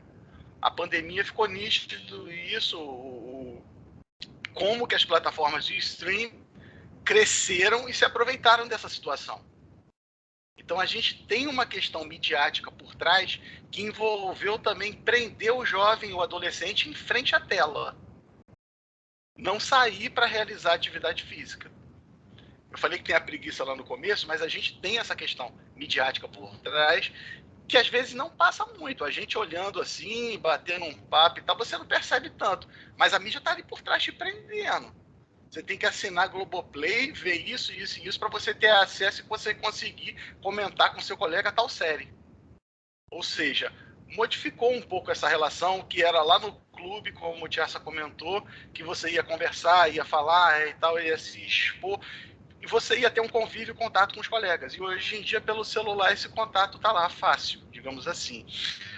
Quanto à questão das práticas corporais de aventura, o nome dado foi esse, né? Lá, ele se encontra na BNCC, na nova Base Nacional Comum Curricular. Tem vários questionamentos sobre essa reforma no ensino, né? E aí, dentro da própria temática, práticas corporais de aventura, tem professores que são contra essa nomenclatura, acham que não deveria ser esse nome, acham que deveria ser só aventura. Por que não é prática corporal de futebol? Por que não é prática corporal de handball? Não é. Então, por que não é só aventuras? E aí, dentro das aventuras, tem outros. Que nem o futebol. Dentro do futebol, você tem o futebol de 7, tem o futebol de salão, você tem outros tipos de futebol. Né? Mas ficou nesse formato. E aí, como é que se diz? Como é lei, tende sim a pegar, tende sim a ficar, a chegar para ficar. Até porque muitas graduações em educação física já começaram a trabalhar essa temática lá nos anos 2000. Então, eu, por exemplo, enquanto aluno lá na minha faculdade, eu não tive nada relacionado a essa temática. Tanto que eu falei com vocês, quando eu levava os alunos para fazer caminhada, porque eu queria e achava que eles gostavam. E ia para trilha com eles, às vezes nem trilha, andava na rua mesmo, mas eles se amarravam em sair da escola para essa atividade. Enfim, e vários outros professores começaram a trabalhar essa temática. Então, hoje em dia, dentro de escolas, a gente tem paredes de escalada, tem algumas escolas que estão construindo mini rampa de skate, tem algumas escolas que estão prendendo agarras na parede, fixando para trabalhar a escalada. Várias. São Paulo a gente tem muitas, né, desenvolvendo essa atividade. Esse próprio evento que a gente participou já com expedições 2 vezes, o Congresso Brasileiro de Atividades de Aventura, ele traz essa pegada. Ele mostra como a aventura é trabalhada dentro da escola. E aí é muito forte essa questão. E aí existe também o contexto urbano, aonde vem a questão do skate, a questão do parkour, que são outras dinâmicas trabalhadas também dentro da aventura. Tem a questão do ciclismo, tem o próprio patins, que é o precursor do skate, ele traz essa questão de aventura também. No fundo, se a gente buscar a essência, o patins é um esporte de aventura. E aí tem várias denominações, e assim, é claro que, como todo processo, vai ter professores que vão ser resistentes. Pô, vou montar uma tirolesa dentro da escola. Como é que você vai convencer os pais de que aquele equipamento ali é seguro, a diretora, de que aquilo ali não vai ter problema, como isso vai acontecer? Eu vou botar meus alunos para começar a saltar uma mesa, virar uma cambalhota, e é uma atividade de parkour. Será que o pai vai entender isso? Será que a mãe é diretora? Então é toda a dinâmica de convencimento, de conseguir, como é que se diz, trabalhar essas questões na escola, mas ao mesmo tempo a gente tem um problema. Eu falei dessa dinâmica, mas o professor tem que se capacitar para isso. Eu encaro assim, quando eu entrei lá no CEP em 2015 para fazer o curso básico de montanhismo, a ideia era eu entender sobre essa área aqui. Eu vou praticar montanhismo com os alunos aqui? Vou. Então eu tenho que ir para as trilhas de Petrópolis. E aí o Tiaça, a Letícia, o pessoal do curso foi me ajudando, eu fui conhecendo as trilhas, e aí a gente começou a ir para trilha com os alunos, mas eu já tinha ido antes, eu já te conhecia algumas coisinhas, alguns macetes da trilha, digamos assim. Cobiçado Ventania tem uma corda nesse determinado ponto, aqui eu vou fazer isso, ou seja, envolve uma capacitação também desses professores, e aí eles têm que se preparar para isso. E isso, essa dinâmica como é que se diz? Não é de uma hora para outra, é uma coisa que é um processo, né? Como eu dizia Darcy Ribeiro, para você ver o resultado na educação, só daqui a 20 anos. A criança entra na escola agora, educação infantil. Mas ela vai sair formada na graduação com 20 anos de idade. Ou seja, tem várias situações aí nesse caminho, né? Mas é um passo, como o Tiaça comentou das leis, é uma que chegou para ficar dentro da educação física escolar. Bom. Tem uma questão aqui também, se querem complementar mais algo, Paulo Roberto coloca assim: o montanhismo é acessível? Uma pergunta: o montanhismo é acessível? Aí ele complementa, no caso, uma parcela grande da sociedade. Eu particularmente acho que é acessível até determinado ponto, né, de dificuldade. Por exemplo, eu comecei uma trilha,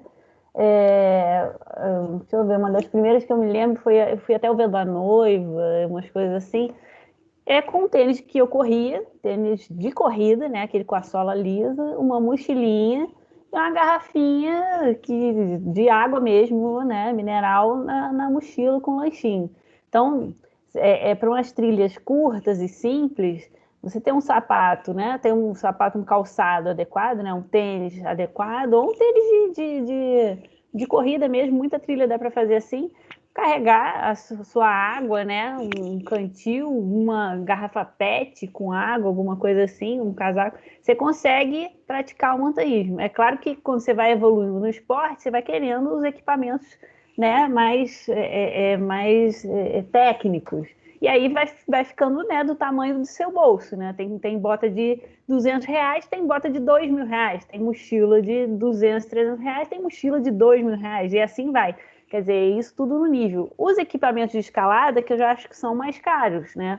Uma corda, tem corda de mais de R$1.000, né? E vai aí, uma cadeirinha de 200 e pouco, sapatilha de R$600. Então, a escalada eu já acho que é um esporte um pouco mais caro, mas também você vai ter que ter um curso, já vai ter que investir naquilo, né? Vai ter que aprender com alguém, vai ter que se dedicar. Então, tudo depende do nível dentro do esporte que você quer ter. Mas umas caminhadas mais leves e aqui mais acessíveis, com o tênis e levando a sua água, a mochilinha, dá para fazer tranquilamente. Então, por isso eu acho que o montanhismo por iniciante, ele é muito acessível, Qualquer um tem lá uma camiseta, uma bermuda, uma calça e tal, coloca um tênis, uma mochilinha ou até uma pochete, sei lá o que, leva a sua água e dá para fazer. Tanto que vocês levam os alunos aí, nem todos têm aquele equipamento, né, bem técnico, né? Um ou outro consegue equipamento, mas nem tem. Então, acho que é bem acessível para iniciante e até para quem quer só fazer caminhadas leves. Mas, conforme você vai se graduando, né, conforme você vai aumentando a sua dificuldade, aí os equipamentos vão crescendo, né, vão no crescente, e aí é do tamanho do bolso. Você que limita ali a compra dos equipamentos. E é uma facilidade que a gente observa mesmo. Por exemplo, a gente marca lá muitas, né, trilhas em Petrópolis, no sentido da molecada gastar, às vezes, ali mesmo só a passagem, já leva um lanche, uma água e tá tranquilo. E além do custo, às vezes o tempo. Por exemplo, a aula é à tarde, a gente consegue fazer o Pedra do Quitandinha de manhã. Faz de manhã, tem aula à tarde, então a gente consegue, né, mesclar também dessa forma. Então, essa questão é interessante. Agora, vai entrando. Bacana, então. Vou levantar mais uma aqui para vocês comentarem, que é o seguinte: o Marcelo Salomão, o Salomão é professor também do Cefet, matemática, um dos coordenadores aqui conosco do Expedições. Ele perguntou: eu queria perguntar para todos, mas em especial ao Julian. Desculpa, cara. Tá certo, né? Julian. Com o aumento de pessoas nas trilhas, o que pode ser feito para minimizar seus impactos na natureza? E o quanto a municipalidade de Petrópolis tem colaborado com manutenção e fiscalização? Então tem essa questão do muitas pessoas e como a municipalidade vem atuando. Qual o procedimento numa trilha quando se deparar com um crime ambiental, tipo caça de pássaros silvestres, que infelizmente ainda é uma realidade, né? Dependendo da trilha que você vai, do horário, a gente ainda se depara com esse tipo de situação. Vou começar pela primeira aí, que ele pergunta o aumento da trilha, né? Pessoas na trilha. Isso é no mundo todo, está aumentando o número de praticantes, né? Vamos dizer assim, montanhista, mesmo que não seja montanhista organizado igual a gente, mas montanhista. Antigamente era farofeiro. Isso tem aumentado muito.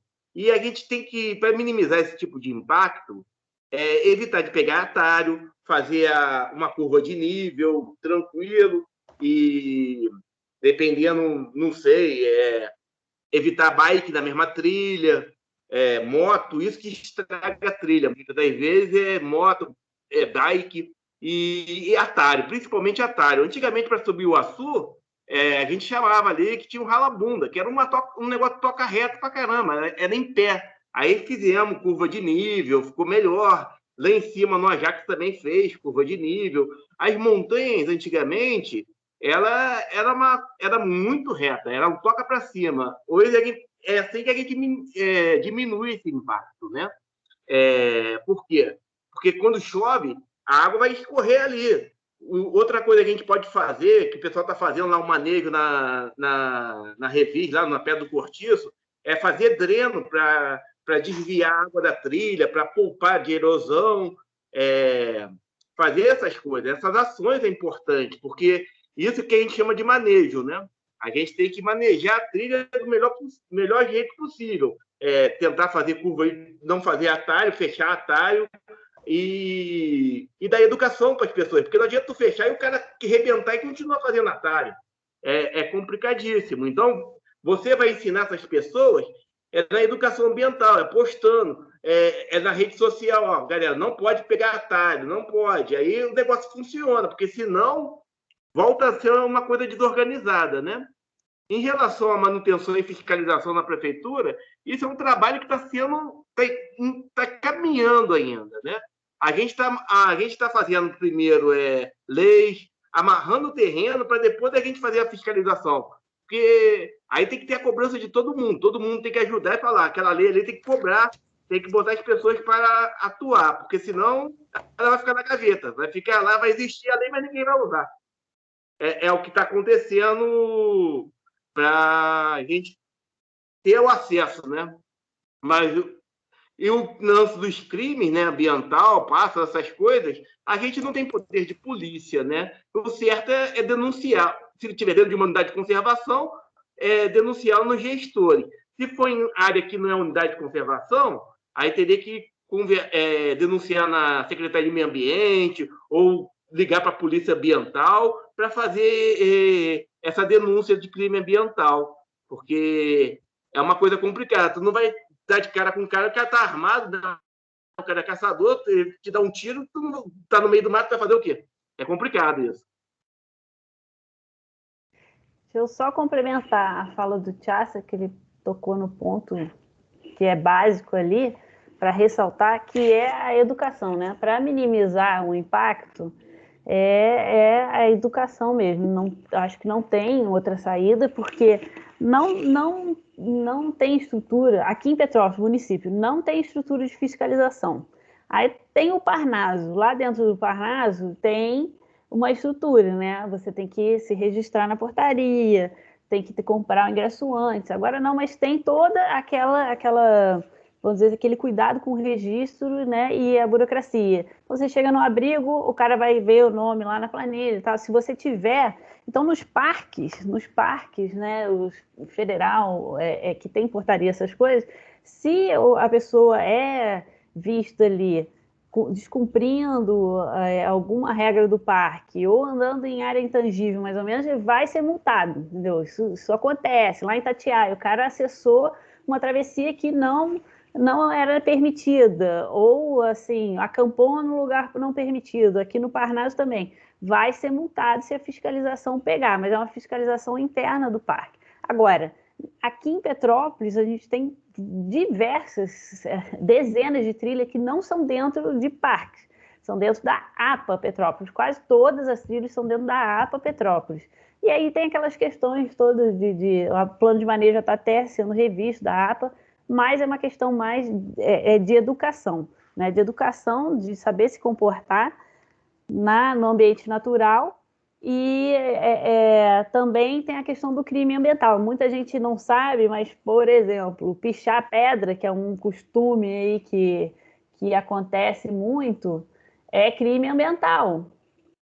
E aí tem aquelas dezenas de coisas, tipo coletar espécie de planta, passarinho, tudo isso é crime ambiental, federal e tal. Mas não tem fiscalização nessas áreas de APA, não tem. Ou quando tem o refúgio de vida silvestre, por exemplo, tem 3 funcionários. Como é que eles vão fiscalizar uma área gigante? Então, ao meu ver, isso passa pela educação, a educação básica ali, de base mesmo. Então, por isso mesmo que eu ainda reforço essa questão do montanhismo organizado, porque o montanhismo organizado difunde as boas práticas, né? Difunde as boas práticas do mínimo impacto. Então, com isso a gente tenta proliferar da melhor forma possível as boas práticas e a ética no montanhismo. E eu, assim como montanhista, individualmente, o que eu tento? Quando eu vejo, né, eu já testemunhei uma pessoa arrancando uma bromélia numa trilha. Aí, eu conversei com a pessoa, expliquei por que ela não podia arrancar aquela bromélia. De início sempre tem um atrito, mas aí você vai falando, né? Eu fiz um curso de comunicação não violenta, eu melhorei, eu virei uma pessoa que consegue conversar, sem gritar, sem xingar os outros no meio da trilha. Então, quer dizer, melhorei muito com esse negócio de comunicação não violenta, seriamente. Então, eu consegui conversar com a pessoa, explicar, no fim, entendeu, perguntou por quê. Aí, assim, você vê que é um desconhecimento. Dificilmente a pessoa vai lá e faz aquilo porque, vou arrancar essa bromélia porque eu não gosto aqui e destrói a bromélia. Não, ela viu, achou bonito, quis levar para casa. E não tem conhecimento do impacto que aquilo vai trazer.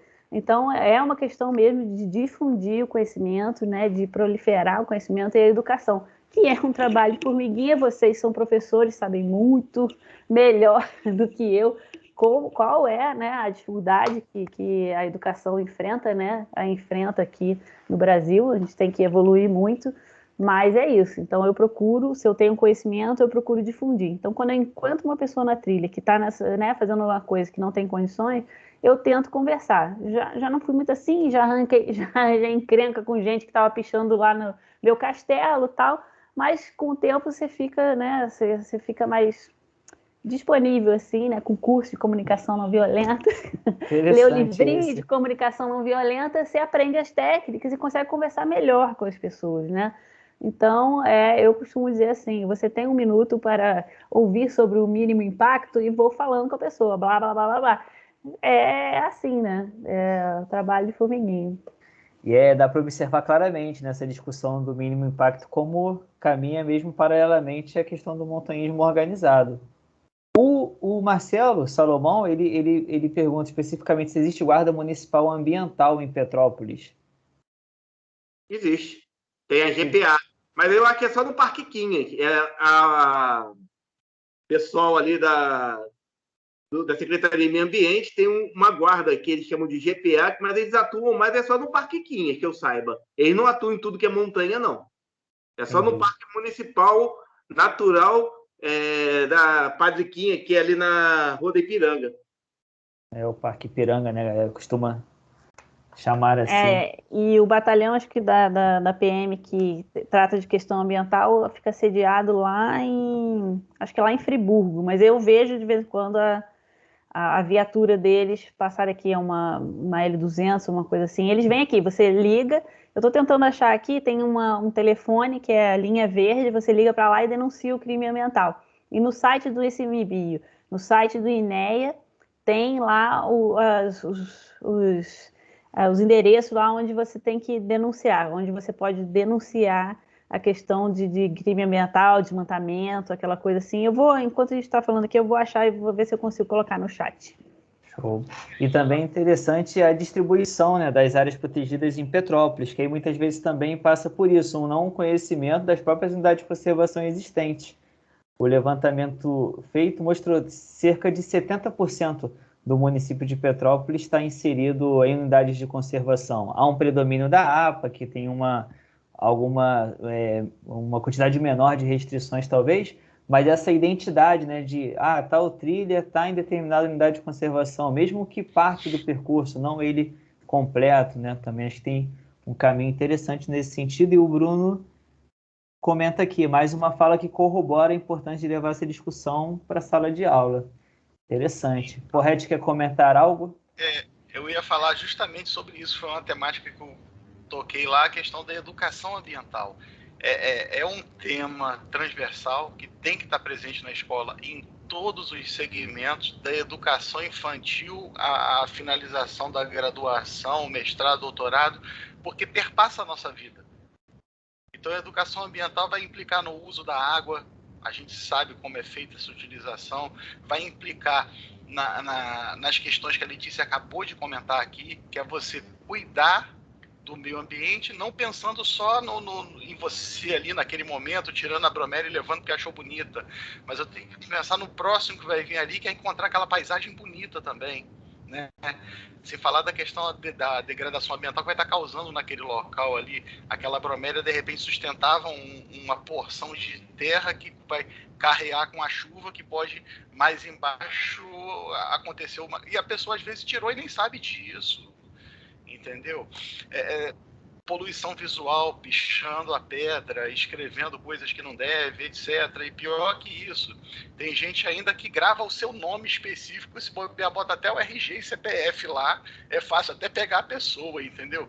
Literalmente. Recentemente, dentro dessas práticas aí errôneas, nós tivemos um helicóptero pousando no dedo de Deus, e o cara simplesmente passou uma semana acampado lá, o helicóptero não podia voltar para retornar, ele não sabia descer também, foi toda uma problemática que envolve isso. Ou seja, a questão da educação ambiental, como o Bruno colocou aqui, existe essa necessidade.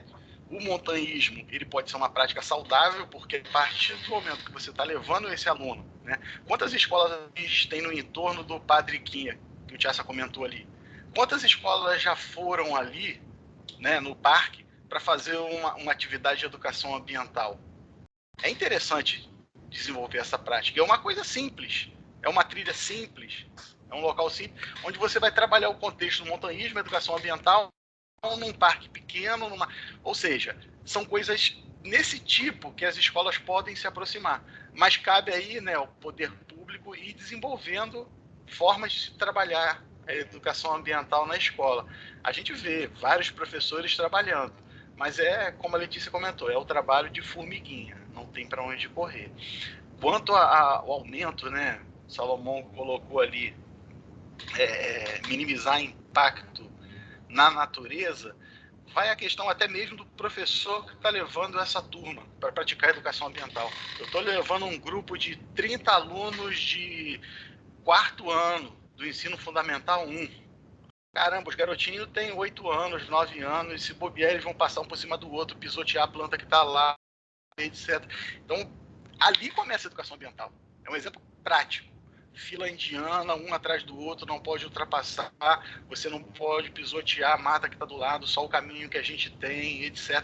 São coisas nesse tom que, às vezes, quando chega lá na graduação, ou na idade de graduação, digamos assim, o cara vai passear nessa mesma trilha com a namorada e ele vai gravar o nome dele e da namorada lá na trilha. Ou seja, se ele aprendeu lá na infância que não se deve fazer isso, ele vai chegar lá na frente e não vai fazer. Pelo menos a gente entende nesse formato, né? Enfim, seria mais ou menos isso. Outra questão que também tem que dar educação ambiental para as pessoas, né? É no caso de levar animais domésticos, né? Levar cachorro para a trilha. Isso é muito complicado também, porque o cachorro, ele sai correndo igual um maluco, eu já vi cachorro pegar bichinho, já pegou cuíca, já pegou várias coisas, né? E isso daí também, nos parques é proibido, né? No caso, Serra dos Óculos não pode entrar.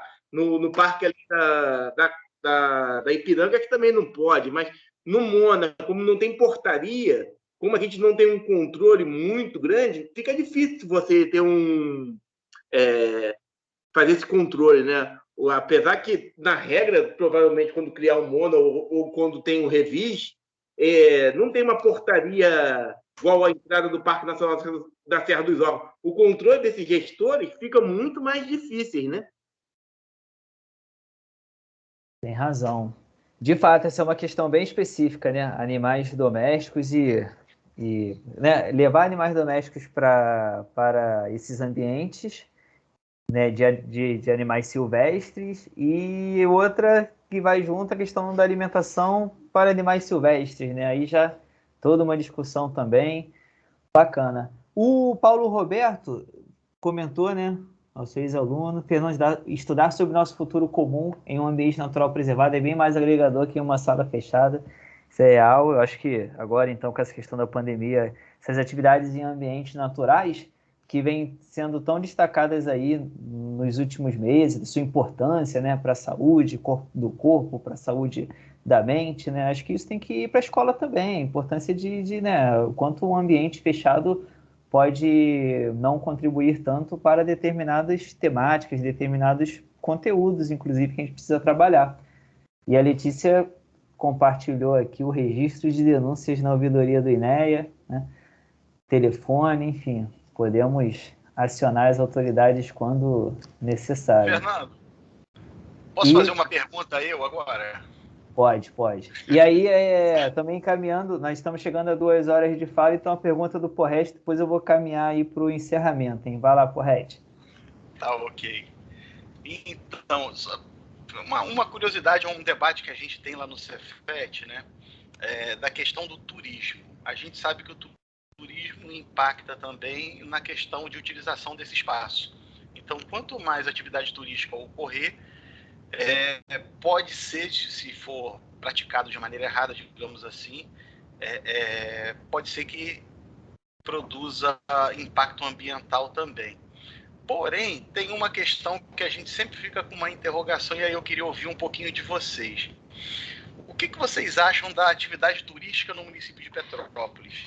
Vocês entendem que a prática do turismo de aventura é muito menos explorado, muito menos praticado do que o turismo no centro histórico? Se sim, vocês acham que existe alguma forma da gente tentar ajudar a aumentar esse turismo de aventura no município de Petrópolis? Porque o município não seria só o centro, digamos assim. Nós temos vários locais, várias possibilidades de utilização para as atividades de aventura, de turismo de aventura, né? E aí eu queria ouvir um pouquinho de vocês sobre isso. É um debate que a gente tem lá, digamos assim. Bom, eu acho que é muito pouco explorada a questão do turismo ecológico em Petrópolis, que não perpassa só pelo montanhismo, né? Tem a questão de passeios no Brejal, né, com carro, a cavalo, cachoeiras, né, observação de pássaros, né, os bird watching que o pessoal faz. Algumas pousadas até exploram isso, mas eu acho muito pouco, pelo potencial da cidade, eu acho bem pouco explorado. Acho que não tem divulgação suficiente, né? Não tem divulgação suficiente. E, assim, o impacto, né, disso nas montanhas, o que vai acontecer é que as montanhas mais acessíveis, elas vão ser impactadas, já estão impactadas com isso. Então, elas já estão sofrendo esse impacto. O que tem que fazer é um manejo apropriado, né, para elas não ficarem mais impactadas, essas trilhas, e as mais acessíveis provavelmente vão ficar assim. As que são maiores dificuldades, aí já é uma coisa mais específica, tem que ter um guia muito capacitado, né, essas coisas todas. Então, acredito que nas trilhas mais difíceis ou mais menos acesso, ou que tem que ter mais técnica, aí já acho que é diferente. Mas, por exemplo, um castelinho, a Pedra do Quitandinha, a Pedra do Cortiço, né, o Cortiço, são trilhas antigas e já estão impactadas, a Pedra de Itaipava. Então, o que tem que fazer? O Boné, por exemplo, a entrada está toda caindo, então quanto mais as pessoas passam lá, mais caem, mais as árvores caem. Então o CEP fez um manejo lá junto com o ICMBio, um morador arrancou tudo, aí está caindo tudo. Então é uma coisa de estruturar trilhas, né, próprias para o turismo, para elas não ficarem mais impactadas do que já estão. A gente vê fora, né, quem já teve a oportunidade de caminhar lá fora, fazer montanhas lá fora, tem cidades que vivem do turismo de montanha, vivem exclusivamente desse turismo. Então, acho que a potencialidade aqui de Petrópolis é grande e acho que está começando e está mal, assim, não tem uma divulgação suficiente, né? Não tem uma divulgação suficiente. Porque isso eu digo, não é só o montanhismo. Petrópolis tem N atrativos naturais, diversas práticas. Agora eu estou vendo muito a questão dos ciclistas, né? Que está grande em Petrópolis, tem diversas trilhas aí legais para andar de bicicleta e tal. E o circuito, né, do Brejal, de Secretário, de Araras até Itaipava, eu acho que tem um campo enorme para explorar e que eu acho que está bem no início ainda, pouco explorado, né? Pouco explorado. Então, o turismo, né? Eu acho que eu tenho visto bastante coisa em Facebook, pessoal vendendo caminhadas, né? Caminhadas que não eram muito utilizadas. É o caso da Maria Comprida. O pessoal está tomando conta da Maria Comprida. Você não consegue agendar, porque a Maria Comprida tem uma regra que só pode ir 6 pessoas por dia. E isso daí, quando faz um turismo assim, e a pessoa se agenda e espera vender o pacote, eu acho isso aí, eu não sou muito a favor disso, não. A montanha é de todos, né? Mas também monopolizar, eu sou contra. Então, eu tenho um pouco de receio disso. Eu acho que o guia, né, o contratado, eles têm que estar com cursos, eles têm que ter a técnica, primeiros socorros, eles têm que ter algum problema, porque eles estão contratando uma pessoa que você nunca viu. Você está tendo contato com ele, vai encontrar com um cara em tal local e vai. Dependendo, ele já tem que ir conversando com as pessoas, né, com a prática, de falar o que tem que levar certinho, essas coisas todas, né? Eu acho que o pessoal está ficando mais esperto, mas antigamente o pessoal não sabia o que... no início, os guias de turismo, eles não eram tão espertos como estão hoje, né? Vai evoluindo, né? Vai evoluindo, como o equipamento evoluiu, né? Há muitos anos atrás, a gente usava quichute. Hoje em dia tem bota de Gore-Tex, coisa de alto nível, né? As coisas vão evoluindo. Então, eu acho que para fazer o turismo também tem que cair na questão da educação ambiental. Porque hoje um guia, para fazer um atratismo, um guia de turismo, né, de atrativos naturais, é um curso online. Eu tenho minhas dúvidas sobre tal. Se tem um questionamento, se é bom. Aí tu vai contratar a pessoa para levar por dinheiro, nada contra. O cara tem que trabalhar mesmo. Mas é um conceito diferente da gente que é desportista, né? Então, sempre teve um impasse. Bacana, né? Bom, chegamos aqui a um momento de encerrar, né? Acho que vários assuntos foram abordados, né? Conforme esperados, que a gente conseguiu tratar aqui de diversos assuntos, levantar uma série de reflexões, né? Então, gostaria muito de agradecer a presença, parabenizá-los não só pela apresentação, mas pela atuação de vocês, né, nas atividades que envolvem o montanhismo. Então, cada um de vocês tem uma atuação talvez um pouco maior numa área específica, um pouco maior em outra, mas atuações extremamente significativas, né? E muitas vezes desse caráter mesmo do montanhismo organizado, do voluntariado, esse tipo de atuação, enquanto amadores do montanhismo, enfim. E também agradecer a presença da galera. Nós tivemos aí uma média de 40 pessoas acompanhando do início até agora. Tipo, a galera não saiu, o pessoal está aqui acompanhando do início ao fim, participando, né? Eu acho que ficam caminhos, né? Acho que a partir das reflexões ficam alguns caminhos que a gente vai seguindo juntos aí, de forma colaborativa, sempre dialogando, como a gente tem feito. Eu acho que a mesa serviu muito para isso também, para aproximar ainda mais essa nossa atuação, pensando, né, com foco no município de Petrópolis. Então, vou passar a palavra aí final para vocês e depois a gente encerra a mesa. Letícia, Juliane e Porrete. Bom, gente, primeiro eu quero agradecer muito o convite do professor Fernando e do professor Marcelo. Eu fiquei muito contente com poder falar sobre o montanhismo, né? Que é uma coisa que eu sou apaixonada. Então, agradeço muito essa oportunidade.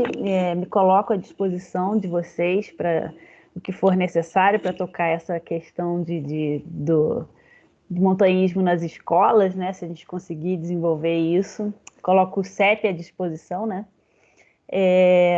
Também quero convidar a todos aqui que ouviram a gente nessas 2 horas a conhecer o CEP e o montanhismo organizado, né? O CEP, o endereço CEP é na Rua Irmãos d'Ângelo, número 39, sala 5. É do lado ali da Citrolândia, uma loja de uma quitanda que tem na Irmãos d'Ângelo. Tem uma escadaria com uma porta, é sobre a loja ali, fica aberta na sexta-feira, de 7 às 21 horas. Também tem o site, o Instagram e o Facebook, vocês podem entrar em contato com a gente por ali. E quem não se iniciou ainda no montanhismo e nunca fez uma trilha, eu também convido a fazer uma trilha, para vocês verem como que como que é bom, como é gratificante, como é tudo lindo, assim, poder estar em contato ali com a natureza. Tudo ali, os barulhos, os cheiros e o visual é muito, muito bonito. Tudo é muito bonito. Então, quem precisar de companhia também fala aí com o Marcelo, fala com o Fernando, fala com a gente, põe lá manda uma mensagem para a gente que a gente faz companhia ou indica uma pessoa que possa guiar, alguma coisa assim, tá bom? Obrigado para todos e qualquer dúvida eu estou à disposição. Agradeço também o convite aí do Fernando, do Marcelo, pelo convite para falar alguma coisa, né? A Letícia já falou tudo, né? Nosso clube aí, né? Que eu também faço parte do CEP, apesar que eu faço alguns trabalhos por minha conta mesmo, própria, mas eu estou sempre dou ciência para eles, sempre faço as coisas dentro do possível, né? Mas eu acho que é isso. A gente tem que trabalhar junto, fortalecer mesmo o esporte. O clube está aí para isso, né? O clube hoje ele é considerado assim uma referência, né? Porque quem corre atrás, que tem CNPJ, quem vai estar na cadeira de uma unidade de conservação é a gente, pessoa física com só o CPF não faz parte de nenhum conselho, e aí que a gente consegue colocar nossas questões, né? Tanto de acesso em unidade de conservação, como fora de unidade de conservação, e a gente vai tendo acesso às nossas quadras de esporte. Eu acho que se a gente perder isso, fica difícil de recuperar. Eu acho que é isso.